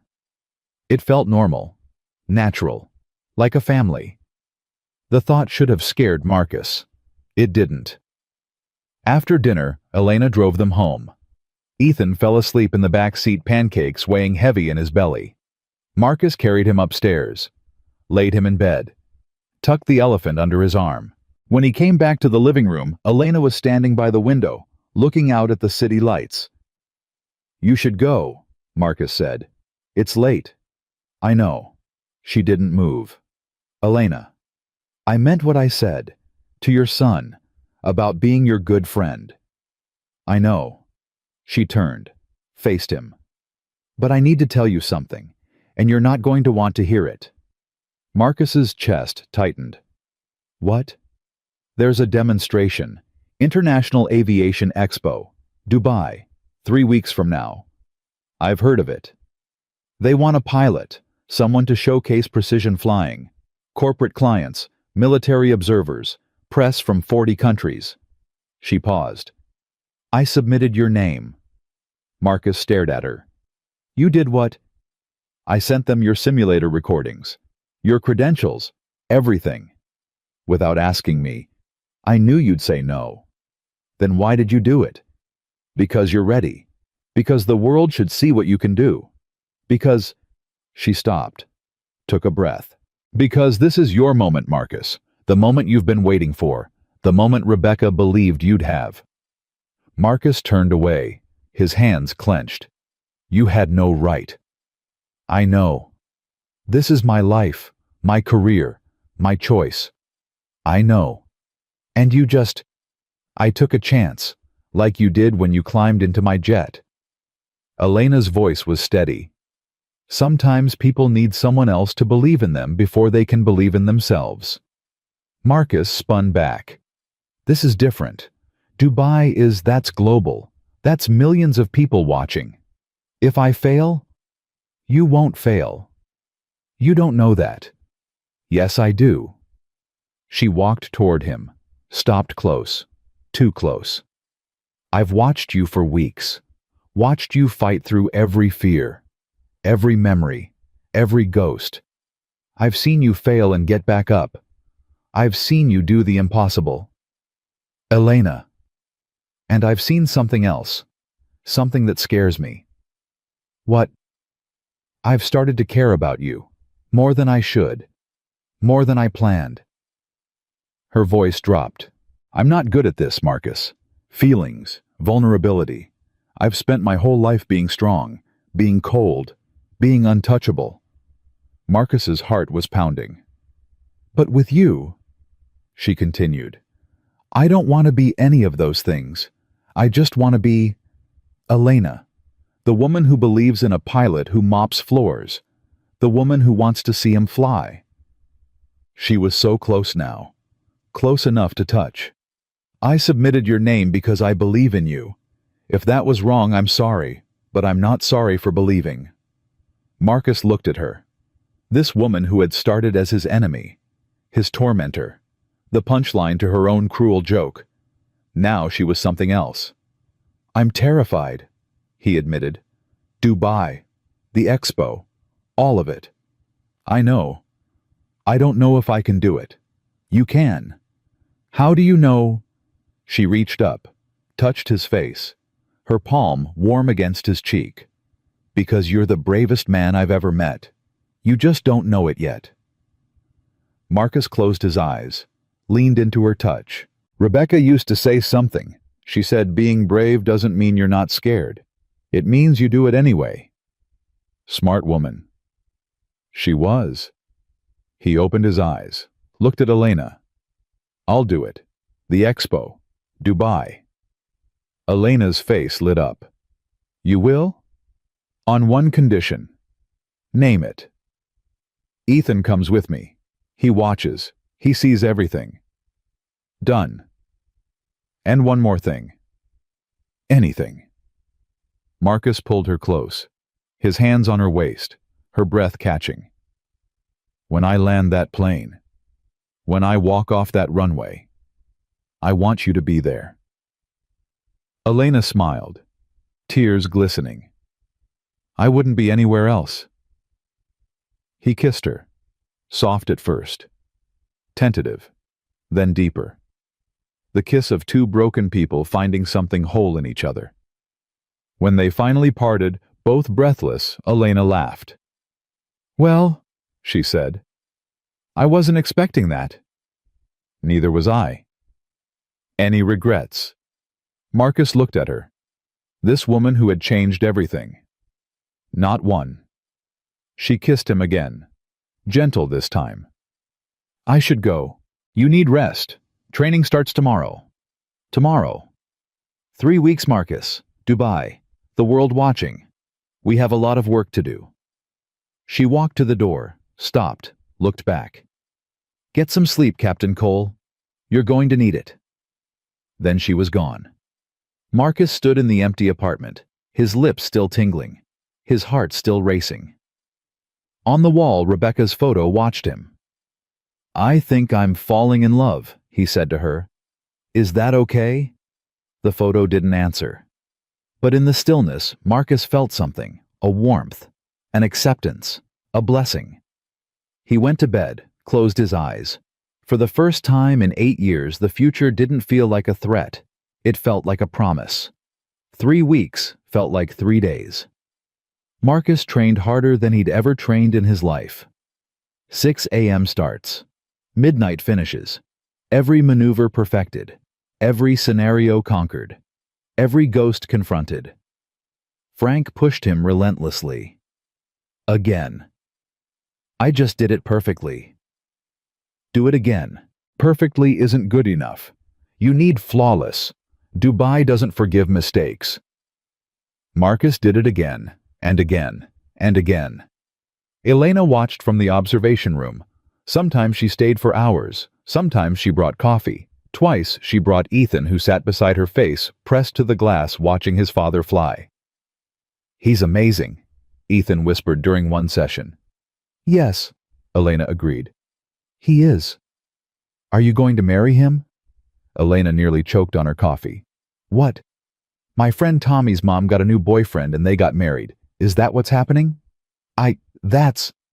Elena struggled. It's complicated, sweetheart. Mommy always said love wasn't complicated. People just make it complicated. Elena looked at the 5-year-old boy, his mother's wisdom living on in his words. Your mom was very smart. I know. Ethan turned back to the glass. I think she'd like you. The words hit Elena harder than she expected. She blinked back tears. I hope so. That night, after Ethan was asleep, Elena told Marcus what his son had said. He asked if we're getting married. He did. Marcus laughed. Exhausted. Happy. Kid doesn't miss anything. He's like his father. No, he's like his mother. She could see through anyone. Marcus paused. She would have liked you. Ethan said the same thing. He's right. They sat on Marcus's couch, close but not touching. The weight of the coming weeks heavy between them. Are you scared? Elena asked. Terrified. Good. Fear keeps you sharp. Who told you that? My father. Before every flight, he'd say the same thing. The day you stop being scared is the day you stop respecting the sky. Marcus nodded slowly. He was right. He usually was. Elena leaned against him. I miss him. Tell me about him. He was stubborn, proud, impossible to please. She smiled. But when he loved something, he loved it completely. Flying. My mother. Me, even though he never said it. Why didn't he say it? He thought actions mattered more than words. He showed love by working hard, by providing, by being there. She paused. I think that's why I am the way I am, cold on the outside, because that's how he raised me. You're not cold. I was, before you. Marcus took her hand, threaded his fingers through hers. What changed? I don't know. Maybe watching you fight, watching you refuse to give up. It reminded me why I started this company in the first place. Not for money, not for power, for the love of flight. She looked at him. You brought that back. I was just trying to survive. Sometimes surviving is enough. Sometimes it's everything. They sat in silence, the city humming outside, two broken people holding each other together. I should go, Elena finally said. You need sleep. Stay. The word surprised both of them. Marcus. Not like that. Just stay. I don't want to be alone tonight. Elena studied his face, the vulnerability he was showing her, the trust. Okay, she said. I'll stay. They slept on the couch, fully clothed, Elena's head on his chest, his arm around her shoulders. In the morning, Ethan found them there. See? He said, grinning. I told you. Marcus groaned. Buddy, it's not. You're getting married. We're not. Can I be the ring carrier? It's ring bearer and we're not. I'm going to tell Mrs. Chen. He ran off before Marcus could stop him. Elena laughed into his chest. Your son is relentless. He gets it from his mother. Sure he does. They got up, made breakfast together. Pancakes for Ethan, coffee for the adults. It felt domestic, normal, like a family. The word didn't scare Marcus anymore. The final week before Dubai was chaos. Logistics, travel arrangements, equipment shipping, press coordination. 1,000 details that Elena handled while Marcus focused on training. 2 days before departure, Frank called Marcus into his office. Sit down. Marcus sat. I've trained hundreds of pilots, Frank said. Military, commercial, private. I've seen talent. I've seen dedication. I've seen natural ability. And I've never seen anyone like you. Marcus blinked. What you've accomplished in 3 weeks should have taken 3 months, maybe longer. The skills you've recovered, the instincts you've sharpened, it's not normal. I had good training. It's not just training. Frank leaned forward. It's something else, something I can't teach. Some pilots have it, most don't. You do. What is it? Connection. You don't just fly aircraft, you become them. You feel what they feel, know what they need before they need it. Frank shook his head. I've only seen it twice before. Both of those pilots became legends. Marcus didn't know what to say. You're going to Dubai, Frank continued. You're going to fly in front of the world. And you're going to be extraordinary. Not because I trained you, because that's who you are. He stood, extended his hand. It's been an honor, Captain Cole. Marcus shook it. Thank you, Frank, for everything. Don't thank me, just don't crash. Marcus laughed. I'll do my best. The flight to Dubai was long, 14 hours. Elena had booked first class. Marcus had never flown first class in his life, at least not as a passenger. Ethan was beside himself with excitement. He pressed his face to the window during takeoff, watched the clouds scroll by, asked 1,000 questions. Are we higher than you fly, Daddy? About the same. What's that down there, the ocean? Why is it so blue? Because the sky is blue. Why is the sky blue? Ask Elena. She's smarter than me. Elena laughed. It's because of how sunlight interacts with the atmosphere. The blue wavelengths scatter more than the others. Ethan stared at her blankly. It's magic, Elena amended. Oh, cool. He went back to looking out the window. Marcus caught Elena's eye. They shared a smile. This was good. This was right. Whatever happened in Dubai, this was worth fighting for. They landed at midnight local time. A car was waiting. A driver held a sign, Sterling Aerospace. The hotel was absurd. Marble floors, gold fixtures. A suite that was bigger than Marcus's entire apartment. Ethan ran from room to room. There's a TV in the bathroom. There's a bathtub that could fit 10 people. There's a pool on the roof. Marcus stood in the middle of it all, overwhelmed. This is too much, he said to Elena. It's standard for executives. I'm not an executive, I'm a pilot. You're my pilot. She touched his arm. And you deserve this. He looked at her, this woman who had given him everything, a second chance, a purpose, hope. I don't know how to thank you. You can thank me by flying the best demonstration anyone's ever seen. And if I don't, then you can thank me by trying. That's all I've ever asked. Marcus pulled her close, kissed her forehead. Get some sleep, she whispered. Tomorrow is going to be intense. She wasn't wrong. The expo grounds were massive. Aircraft everywhere. Military jets, commercial planes, helicopters, experimental designs. Billions of dollars of technology spread across miles of desert. Marcus walked through it with Elena and Ethan. Security badges around their necks. People everywhere. This is insane, Marcus muttered. "This is your stage," Elena replied. They reached the Sterling Aerospace Pavilion. A gleaming white jet sat on display. The aircraft Marcus would fly for the demonstration. He walked around it slowly, touched the fuselage, felt the smooth metal under his fingers. "She's beautiful," he said. "She's yours. For the next 2 days." Marcus climbed the stairs, entered the cockpit, sat in the pilot seat. The instruments were familiar now. The same model he'd trained on, the same layout, the same feel. But this was real.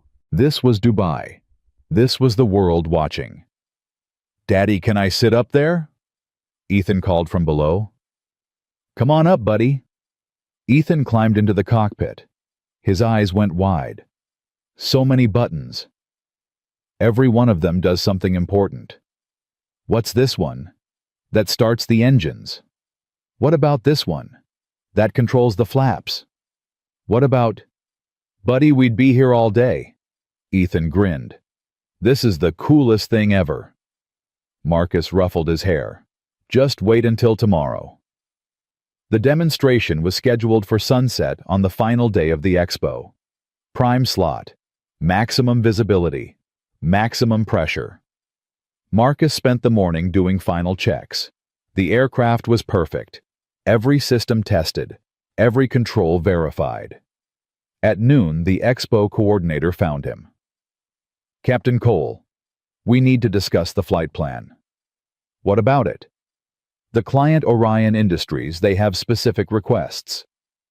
Marcus followed him to a conference room. 3 executives waited. Expensive suits, hard eyes. "Captain Cole." The lead executive stood, extended his hand. "James Wheeler, Orion Industries." Marcus shook it. "We've reviewed your credentials." Wheeler continued. "Impressive, but we have concerns." "What kind of concerns?" "You haven't flown professionally in 8 years. This demonstration is being broadcast globally. Our reputation is on the line." Marcus kept his face neutral. "I understand. Do you... Because if you fail, if something goes wrong, it reflects on us. On our partnership with Sterling Aerospace. On everything we've built." "I won't fail." "With respect, Captain, you can't guarantee that." "With respect, sir, I can." Wheeler studied him. The confidence, the certainty. "How?" "Because I've already failed. 8 years ago, I lost my co-pilot. I lost my career. I lost everything." Marcus's voice was steady. "I've spent 8 years running from that failure, hiding from it. And 3 weeks ago, I stopped running." Wheeler was silent. "I'm not here to prove anything to you," Marcus continued. "I'm here to prove something to myself, to my son, to everyone who believed in me when I couldn't believe in myself. That's why I won't fail, because failure isn't an option anymore." The room was quiet. Wheeler looked at his colleagues. Something passed between them. "All right, Captain Cole." Wheeler nodded slowly. "Show us what you've got." The afternoon dragged. Marcus tried to rest. Couldn't. Tried to eat. Couldn't. His stomach was in knots, his mind racing. At 4 p.m., Elena found him on the observation deck, staring at the runway. "Hey. Hey." She stood beside him. "How are you feeling?" "Like I'm about to jump out of a plane without a parachute." "That's normal." "Is it?" "Every time my father had a big flight, he'd pace for hours beforehand. Couldn't sit still. Couldn't eat. My mother used to joke that she knew when he had an important route because he'd wear holes in the carpet." Marcus almost smiled. Did it ever get easier for him? Never. 40 years of flying and every takeoff still made his heart race. She took his hand. He said that was how he knew he still cared. "I care too much." "There's no such thing." Marcus looked at her. This woman who had become his anchor, his hope. "What if I freeze up there like in the simulator?" "You won't." "But what if I do?" Then you'll remember why you're doing this, who you're doing it for, and you'll fly anyway. She reached into her pocket, pulled out something small, pressed it into his hand. Marcus looked down. A pair of silver wings, worn, tarnished. These were my father's, Elena said. He wore them on every flight for 40 years. They brought him home every time. Elena, I can't. You can, and you will. She closed his fingers around the wings. Bring them back to me. That's all I ask. Marcus stared at the wings, the weight of them, the history. I'll bring them back. I know you will. She kissed him, soft, gentle, a promise. Now go get ready. You have a world to impress. The sun was setting when Marcus walked to the aircraft. The crowd was enormous, thousands of people filling the observation areas, cameras everywhere, press, VIPs, military officials from a dozen countries. Marcus blocked it all out. He focused on the jet, on the stairs, on the cockpit waiting above. Elena stood at the base of the steps, Ethan beside her. Daddy. Marcus knelt down. His son ran into his arms. You're going to be amazing, Ethan said. You think so? I know so. Mommy told me. Marcus's heart clenched. When did she tell you that? In my dream last night. She said to tell you she's proud, and that she'll be watching. Tears burned Marcus's eyes. He held his son tight. I love you, buddy. I love you too, Daddy. Now go fly. Marcus stood, looked at Elena. I'll be watching, she said. Every second. I know. He climbed the stairs, entered the cockpit, sat in the pilot seat. The instruments glowed, the engines hummed. Everything ready. Marcus pulled out the silver wings, looked at them for a moment, then tucked them into his breast pocket close to his heart. He keyed the radio. Dubai Tower Sterling 1 requesting clearance for demonstration flight. Sterling 1, you are cleared for departure. Runway 36. All traffic holding. The sky is yours. Marcus took a breath. The sky is yours. He released the brakes. The jet rolled forward. The crowd was a blur on his right. He didn't look. Didn't think about the thousands watching. The millions more on screens around the world. He thought about Ethan, about Elena, about Rebecca, about Ryan.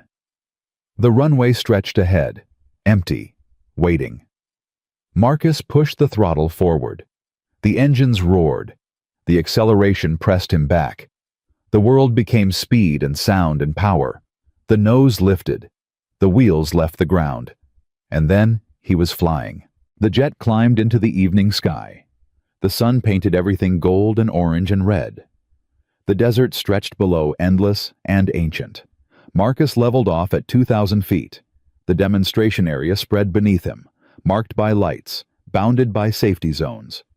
Sterling 1, you are cleared for demonstration sequence. Good luck, Captain. Roger Tower, beginning sequence. Marcus took one more breath. Then he flew. The first maneuver was a high-speed pass, low and fast. The jet screamed over the crowd at 300 knots, close enough that people ducked instinctively. Then up, vertical climb, straight into the darkening sky, until the aircraft hung motionless, balanced on thrust alone. Nose over, dive, the ground rushing up, pull out at the last second, G-forces crushing Marcus into his seat. The crowd roared. He couldn't hear them, but he felt it. Next came the rolls. Aileron roll, barrel roll.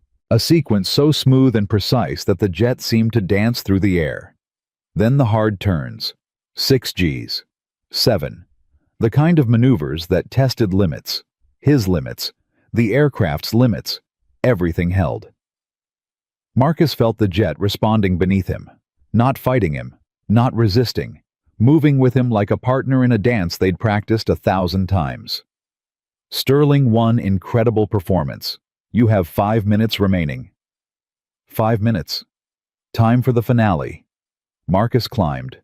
Higher. Higher. 4,000 feet. 5,000. Then he inverted. flew upside down the world, hanging above him like a painting. A slow roll, wings vertical, then past vertical, back to level. The crowd gasped. He heard it this time somehow through the canopy and the engines and the altitude. Final approach. Marcus lined up with the demonstration area, dropped low, 200 feet, 150. The jet skimmed over the crowd, close enough to touch if they'd reached up. The engines thundering, the power undeniable. Then up again. A final climb into the sunset. At the peak, Marcus did something that wasn't in the plan. He banked the aircraft, turned in a wide circle, let the setting sun catch the wings, for Ryan, for Rebecca, for everyone he'd lost and everyone he'd found. The circle completed. Marcus aligned with the runway, began his descent. The landing was the last test, the final proof. He came in smooth, steady, the airspeed perfect, the altitude exactly right. The wheels touched, soft as a whisper. Not a bounce, not a wobble. Perfect. The jet rolled down the runway, slowed, stopped. Silence, then thunder. The crowd erupted. Applause, cheering. Thousands of voices raised in celebration. Marcus sat in the cockpit, hands still on the yoke, heart pounding. He'd done it. Sterling won. That was... The tower controller paused.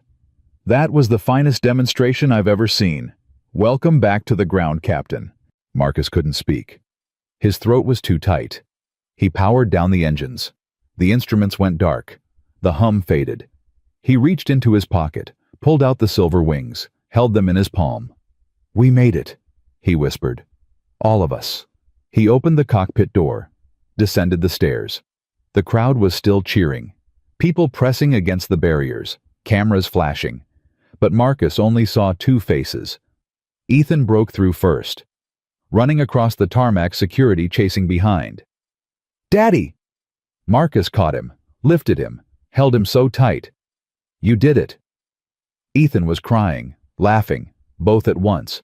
You did it, you did it. I did it, buddy. We did it. Mommy was watching, I know she was... Yeah. Marcus's voice broke. She was. Elena reached them next, her makeup ruined, tears streaming down her face. She didn't speak, just wrapped her arms around both of them, the three of them standing there on the tarmac, holding each other. The cameras captured everything. The images would be on every news channel by morning. The janitor who flew, the comeback story that touched the world. But Marcus didn't care about any of that.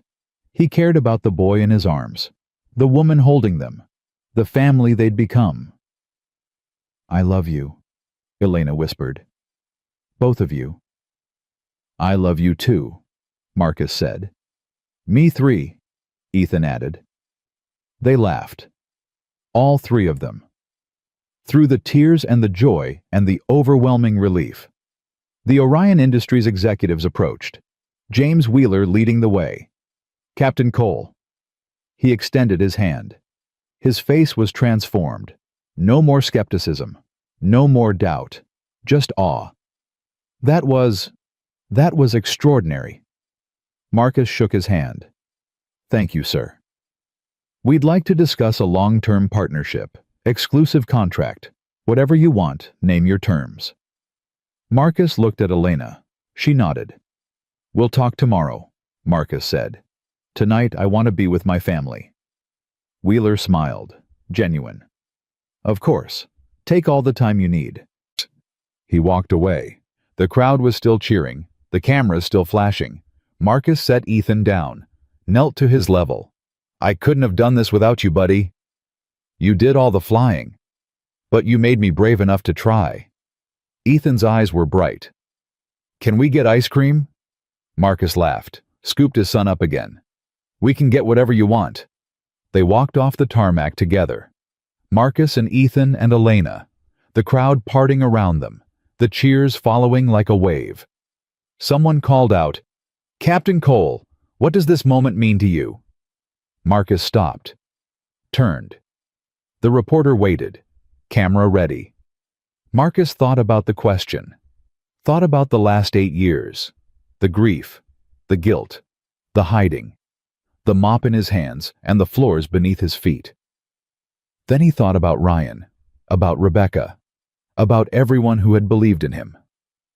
"It means I'm home," he said. "Finally, after a long time, I'm home." He turned away, walked toward the car, waiting at the edge of the runway. Ethan was chattering about ice cream flavors. Elena was laughing at something he'd said. Above them, the stars were appearing, one by one, filling the desert sky. Marcus looked up, found the brightest one. "Thank you," he whispered.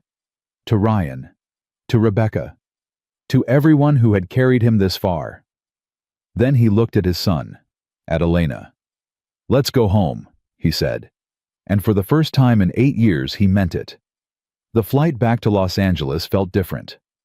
Marcus sat in the passenger cabin this time, Elena beside him. Ethan asleep across both their laps, exhausted from 3 days of excitement. The jet hummed steadily, stars visible through the window. The world 30,000 feet below. "What are you thinking?" Elena asked softly. Marcus looked at her, the woman who had changed everything. "I'm thinking about what comes next." "And what does come next?" "I don't know. For the first time in 8 years, I have no idea, and it doesn't scare me." Elena smiled, reached over Ethan's sleeping form to take his hand. "That's called hope, Marcus." "Is that what this feeling is?" "Yes, it's what happens when you stop running." Marcus looked down at his son, the small chest rising and falling, the peaceful face. "He's going to remember this forever," Marcus said. "Watching his dad fly, watching me come back. He should remember it. It's one of the greatest things I've ever witnessed." "You're biased." "I'm in love. There's a difference." The words hung in the air. Simple. True. Marcus looked at her. "Say that again." "I'm in love with you." Elena's eyes glistened. "I tried not to be. I tried to keep this professional. But somewhere between watching you mop floors and watching you fly, I fell. Hard." Marcus couldn't speak. "You don't have to say it back," she continued quickly. "I know it's fast. I know there's Rebecca and your past, and I love you too." Elena stopped. "What?" "I love you. I've been trying to figure out when it happened. Was it when you gave me the contract? Was it when you talked me through level 5? Was it when you handed me your father's wings?" He reached up, touched her face. "But I think it was before all of that. I think it was the moment you walked toward me in that hangar.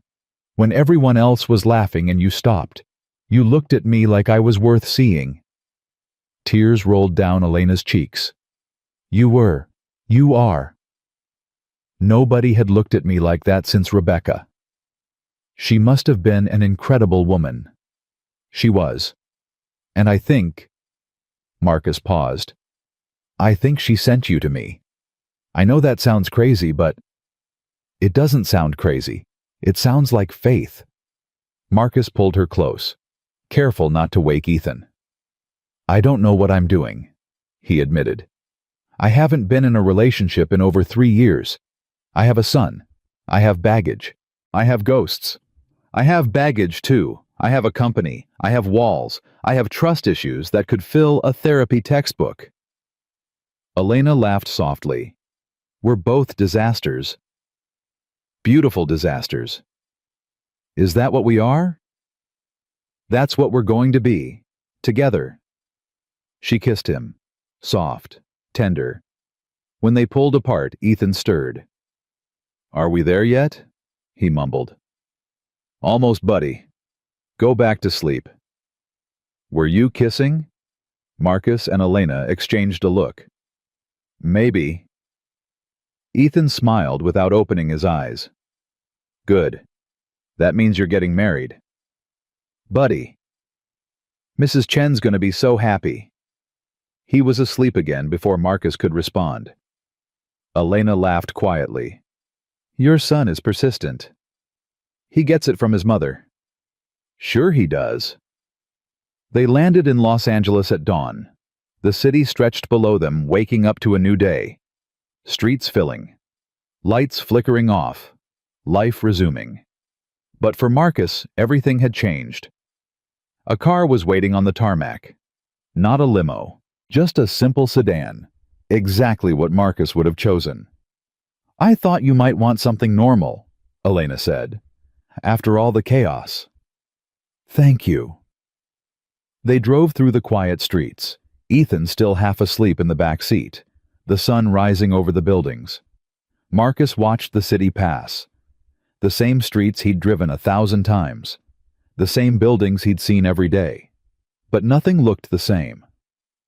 "What happens now?" he asked. "Now you rest. You've earned it." "I mean with Sterling Aerospace, with the contract, with everything." Elena was quiet for a moment. "The Orion deal is worth $200 million. They want you as their exclusive demonstration pilot. The contract terms are generous." "How generous?" "Generous enough that you'll never have to worry about money again. Ethan's education, his future, all of it secured."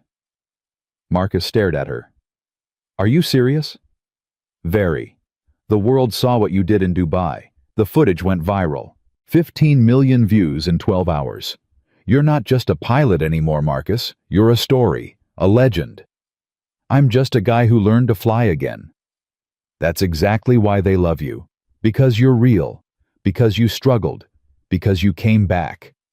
The car pulled up to Marcus's apartment building. The same building he'd lived in for 3 years. Small, modest, nothing special. But it was home. "I should get Ethan inside," Marcus said. "Of course." He hesitated. "Will I see you later?" "I'll be at the office all day. Contracts to review, lawyers to manage, the boring stuff that happens after the exciting stuff." She smiled. "But tonight I'm yours. Promise." "Promise." He leaned across, kissed her. "Get some sleep," she said. "I'll try." Marcus carried Ethan upstairs. The boy didn't wake, just snuggled against his father's chest, mumbling something about airplanes. Mrs. Chen was waiting at the door. "I saw the news," she whispered excitedly. "You were wonderful. My daughter called me from San Francisco. She said everyone's talking about you." "Thank you, Mrs. Chen. And the lady Ms. Sterling. She seems nice." "She is nice." "Good. You need someone nice." Mrs. Chen patted his arm. "Now rest. You look exhausted." Marcus put Ethan to bed, pulled off the boy's shoes, tucked the blanket around him. "Daddy." Ethan's eyes opened halfway. "I'm here, buddy." "Are we home?" "Yeah, we're home." "Good." Ethan smiled sleepily. "I like home." "Me too." "Daddy." "Yeah." "I'm proud of you." The words hit Marcus like a wave. He sat on the edge of the bed, took his son's small hand. "I'm proud of you too, buddy, for being so brave, for believing in me." "Mommy believed in you first." "She did. But I believe in you now. Forever." Marcus couldn't speak. Tears blurred his vision. "I love you, Ethan." "Love you too, Daddy." The boy fell asleep, his breathing slow and peaceful. Marcus sat there for a long time, watching his son, thinking about everything that had led to this moment. 8 years ago, he'd crashed an aircraft and lost his best friend. 3 years ago, he'd lost his wife. 8 months ago, he'd been mopping floors in visible broken hiding from everything he used to be. Now, he was here. A pilot again. A father who'd made his son proud. A man who'd found love when he thought love was impossible. The journey didn't make sense. The path twisted and turned in ways he never could have predicted. But maybe that was the point. Maybe life wasn't supposed to make sense. Maybe it was just supposed to be lived.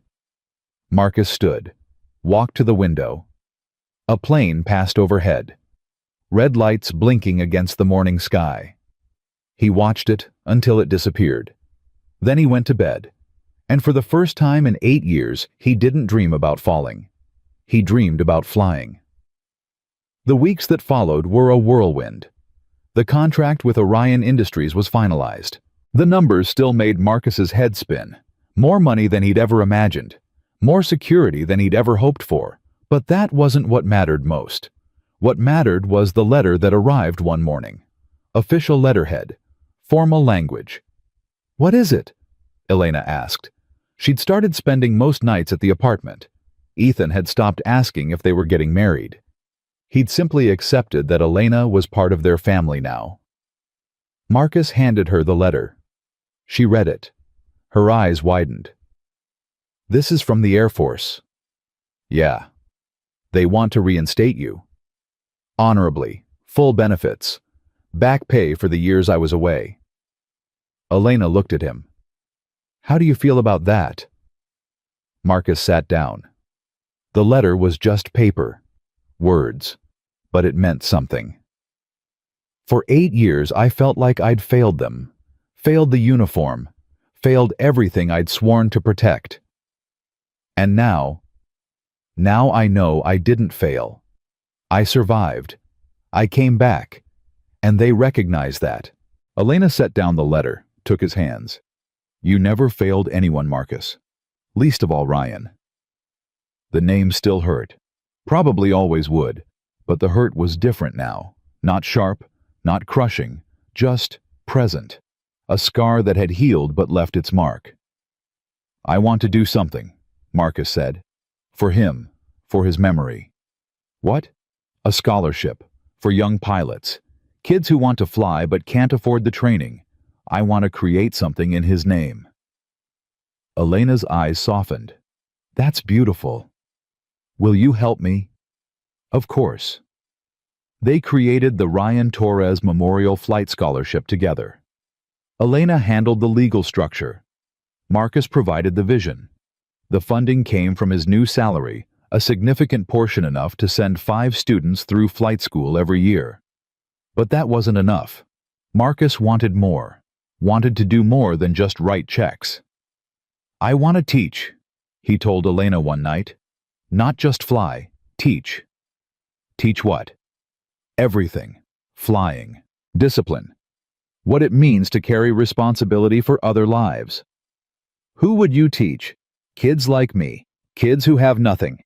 Kids who think they can't do anything because the world told them they couldn't." Elena studied his face. The passion there. The purpose. "I know people," she said slowly. "Community organizations, youth programs, schools that serve underserved populations. Can you connect me? I can do better than that. I can fund it." Elena. Sterling Aerospace needs a community initiative, something that gives back. This could be it. A mentorship program. Real pilots teaching real kids. Not charity. Opportunity. Marcus stared at her. "You'd do that? I'd do anything for you. I thought you knew that by now." The Sterling Aerospace Young Aviators program launched 3 months later. 20 kids from across Los Angeles, ages 14 to 18, all from backgrounds that would never have given them access to aviation. Marcus stood in front of them on the first day, 20 faces staring back, skeptical, nervous, hopeful. "I know what you're thinking," Marcus said. "Why should I listen to this guy? What does he know about my life?" Silence. "Let me tell you something. A year ago, I was mopping floors in the hangar where we're standing. I had a mop in my hands and a uniform that made me invisible. People walked past me every day without seeing me." The kids exchanged glances. "But before that, I was an Air Force test pilot. I flew aircraft that most people don't even know exist. I had medals and commendations and everything you're supposed to have when you're successful." Marcus paused. "Then I lost someone. My co-pilot, my friend. And I couldn't fly anymore. The thing I loved most in the world, I couldn't do it. So I hid. For 8 years. I convinced myself I was nothing. that I would never be anything again. One girl in the front row, maybe 15 arms crossed defensive, spoke up. So what changed? Someone believed in me when I didn't believe in myself. Marcus thought of Elena, of Ethan, of Rebecca's voice in his memory. Someone gave me a chance, and I took it. Easy for you to say, you had skills. You have skills too, every single one of you. You just don't know it yet. How do you know? Because I've read your files. I know where you come from. I know what you've survived. And anyone who can survive what you've survived has everything it takes to fly. The room was quiet. I'm not going to promise you it'll be easy. It won't. Flying is hard. Life is hard. But I promise you this, if you show up, if you work, if you don't give up, I'll be here. Every step of the way. Until you're in that cockpit yourself. He looked at each face, each young life. So, who wants to learn to fly? Every hand went up. The program grew faster than anyone expected. Within 6 months, they had 50 students. Within a year, 100. Elena secured partnerships with airlines' military programs, aviation schools. The kids weren't just learning, they were finding paths to careers. Marcus taught every session he could. Sometimes just ground school basics. Sometimes simulator time. Sometimes just sitting with a struggling student talking about fear and doubt and how to push through anyway. One afternoon, he found Elena watching from the observation room. She'd been doing that a lot lately, just watching him work. "You're good at this," she said when he came up. "I'm just telling them what I wish someone had told me." "That's exactly why you're good at it." She looked different today. Something in her expression. "What's wrong?" Marcus asked. "Nothing's wrong." She took a breath. "I need to tell you something." Marcus's stomach tightened. "What?" "I got a letter today, from my father." "Your father," I thought. So did I. "We haven't spoken in 5 years, since I took over the company." Elena pulled an envelope from her pocket. "He was at Dubai." "What?" "He saw the demonstration, saw you fly." She handed him the letter. "Read it." Marcus opened the envelope. The handwriting was shaky, but clear. "Elena, I was at Dubai. You didn't know. I wanted to see what you'd built. What you'd become without me. The pilot you chose, Captain Cole. He flies with something I haven't seen in years. Not skill, though he has that. Something else. Love. He flies for love, for his son, for the people who believe in him. Maybe for you. You were right about everything. The company, your vision, all of it. I was too proud to admit it. Too stubborn to see what was in front of me. A man like that, a pilot who flies the way he does, deserves respect. And a woman who can recognize that, who can pull him from nothing and give him wings again, she deserves more than respect. She deserves her father's apology. I'm proud of you, Elena. I should have said it years ago. I should have said it every day. If you'll let me, I'd like to try again. Not as the man who walked away, as the man who finally understands what he lost. Your father, Marcus, looked up. Elena's eyes were wet. He wants to meet you, she said. Both of you, you and Ethan. What do you want? I want my father back. I want him to see what we've built, who we've become. She wiped her eyes. I want him to meet the man I love. Then let's make it happen. The meeting took place at the hangar. Elena's choice. The place where everything had started. Marcus stood beside her, Ethan holding his hand. Nervous in a way he hadn't expected. A car pulled up. An older man stepped out. Tall, gray-haired, the same sharp eyes as Elena. He walked toward them slowly, his gaze moving from Elena to Marcus to Ethan. Elena. His voice cracked on her name. Dad. They stood there, 5 years of silence between them. Then Elena's father did something Marcus didn't expect. He opened his arms. Elena collapsed into them, sobbing. The girl she'd never let herself be. The daughter who'd missed her father every single day. Marcus watched them hold each other. This family healing itself. After a long moment, Elena's father pulled back, wiped his daughter's tears, then turned to Marcus. "Captain Cole." "Mr. Sterling." "I watched you fly in Dubai. I've been watching pilots for 50 years. I've never seen anything like what you did." "Thank you, sir." "Don't thank me. I should be thanking you." He glanced at Elena. "My daughter was drowning in this company. I didn't see it because I was too angry to look. But you gave her something to believe in again." "She gave me the same thing." The old man nodded slowly. "My wife, Elena's mother. She used to say that the best pilots don't just fly aircraft. They carry souls, yours, the passengers, everyone who believes in them." He extended his hand. "You carry my daughter's soul now. Take care of it." Marcus shook his hand. "I will, I promise." Then Ethan stepped forward. "Are you Elena's daddy?" The old man looked down. His face softened in a way Marcus wouldn't have thought possible. "Yes, son, I am." "You should come to dinner. Daddy makes really good spaghetti."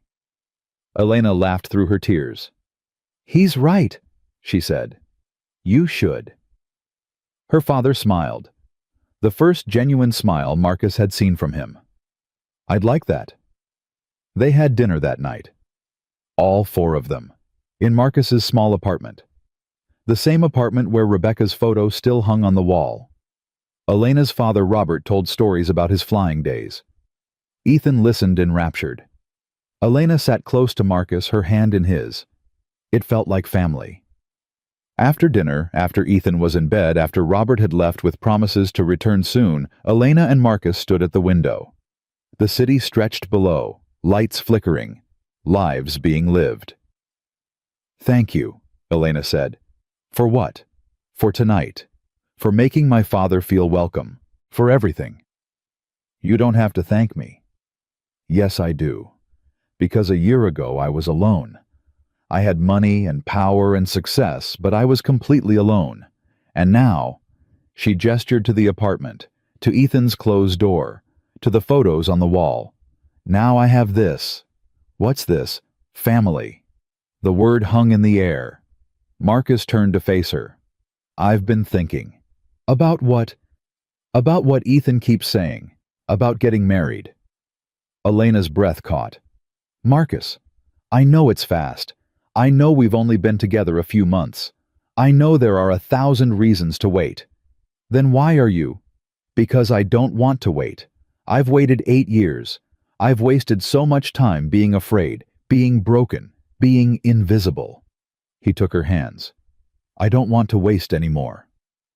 He reached into his pocket, pulled out a small box. Elena's hand flew to her mouth.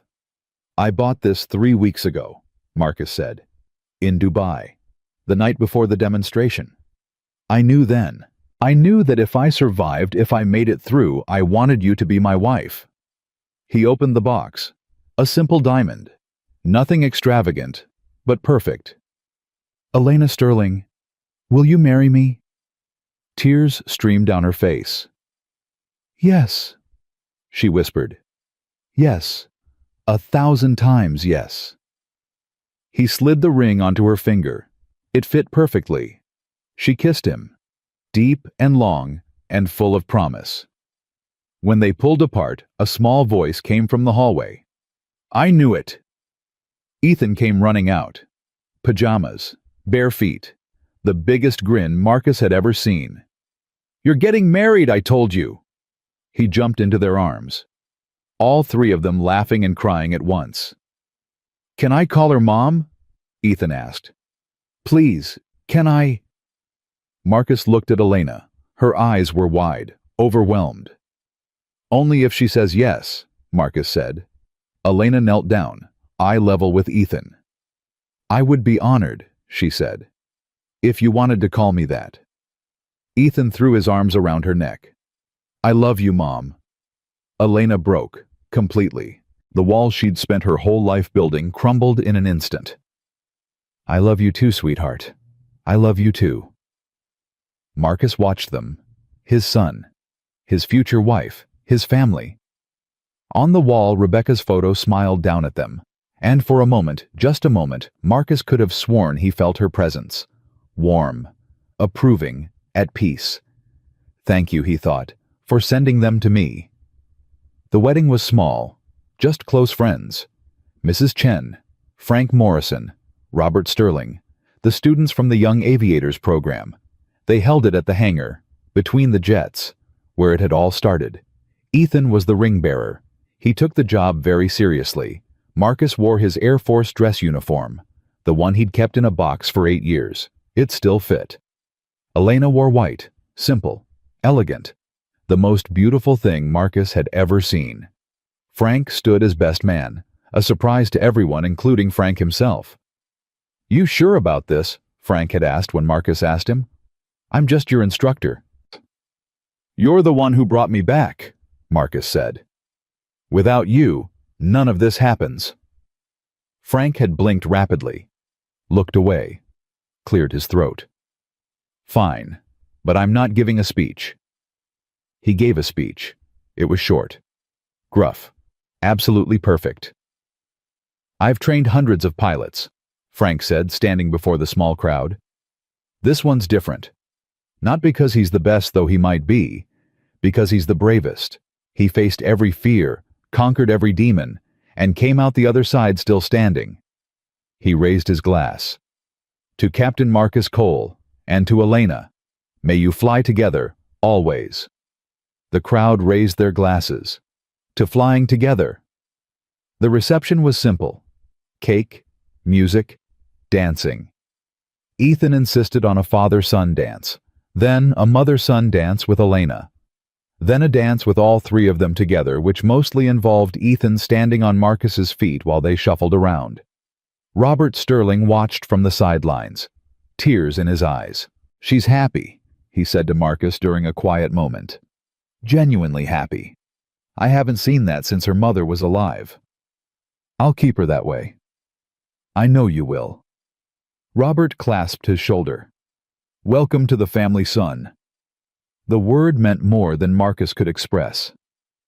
As the evening wound down, as the guests began to leave, Marcus found himself alone at the edge of the hangar, looking out at the runway, the same runway where he'd first proved himself, the same place where a mocking CEO had told a janitor to fly her jet. Elena appeared beside him. "What are you thinking about?" "That day, when you laughed at me. I've apologized for that about 100 times. I know. I'm not bringing it up to make you feel bad." He turned to her.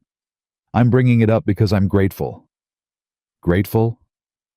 "If you hadn't said what you said, if you hadn't pushed me, I'd still be mopping floors, still be hiding, still be dead inside. You would have found your way back eventually. Maybe. But not like this. Not with you." He pulled her close. "You saved me, Elena. You and Ethan. You gave me a reason to fly again, a reason to live again." "You saved yourself, Marcus. I just opened the door." "Then thank you for opening it." She kissed him, soft, gentle. "Thank you for walking through." They stood there together, husband and wife, looking out at the runway, at the jets, at the sky. Above them stars were appearing, one by one, filling the darkness with light. "What now?" Elena asked. "Now we live. Just like that. Just like that. No more hiding, no more fear, no more waiting for permission to be happy." He looked at her, this woman who had changed everything. "We fly."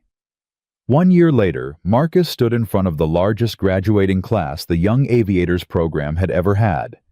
50 kids, all of them completing their first phase of training. All of them one step closer to the sky. Elena sat in the front row, Ethan beside her, Robert Sterling next to them, Mrs. Chen dabbing her eyes with a handkerchief. "When you started this program," Marcus told the graduates, "some of you didn't believe you could do it. Some of you thought flying was for other people, richer people, luckier people, not you." He looked at their faces, each one a story, each one a victory. "But here's what I've learned. Flying isn't about money or luck or where you come from. It's about courage. It's about showing up even when you're scared. It's about refusing to let the world tell you what you can't be. He thought about his own journey. The crash. The years of hiding. The mop in his hands. The moment he'd said, "I can fly it," and changed everything. Someone once told me that being brave doesn't mean you're not scared. It means you do it anyway. Those words saved my life, and I hope I pray that they'll save yours too. He looked at Elena. She was crying, smiling, both at once. The sky doesn't care where you come from. It only cares what you're willing to give. And if you're willing to give everything, every fear, every doubt, every reason you've ever had to quit, then the sky will give you something back. He paused. It'll give you wings. The room erupted in applause. 50 kids on their feet, cheering, some crying. Marcus stepped back. Let the moment wash over him. Ethan broke free from Elena, ran to the front, jumped into his father's arms. "That was awesome, Dad." "Thanks, buddy. When I grow up, I want to give speeches like that." Marcus laughed. "You can do anything you want when you grow up." "I know. You taught me that." Elena joined them, wrapped her arms around both of them. "I'm so proud of you," she whispered. "I'm proud of us." They stood there, a family, complete. Robert Sterling approached, put his hand on Marcus's shoulder. "Your wife," he said quietly. "She told me something yesterday." "What's that?" Robert smiled. "You're going to be a father again." Marcus's heart stopped. He looked at Elena. She was grinning through her tears. "Surprise!" Marcus couldn't speak, couldn't breathe, could only stare at this woman, this incredible, impossible, beautiful woman who had given him everything. "Are you happy?" she asked. He pulled her close, kissed her forehead. "I'm home," he said. "Finally, after everything. I'm home." Behind them, the graduates were taking photos, celebrating, starting their journeys. Above them, a plane passed overhead, red lights blinking, climbing into the endless sky. And somewhere, maybe in the stars, maybe in his heart, Marcus heard Ryan's voice. Not panicked this time, not afraid, just peaceful. "You did it, brother. You came home." Marcus looked up, found the brightest star. "Yeah," he whispered. "I did." He turned back to his family, his wife, his son, the child growing inside her, the students who were becoming pilots, the life he'd built from the ashes of who he used to be. This was what survival looked like. This was what courage created. This was what happened when broken people refused to stay broken. The sky had given him wings, and he would never stop flying.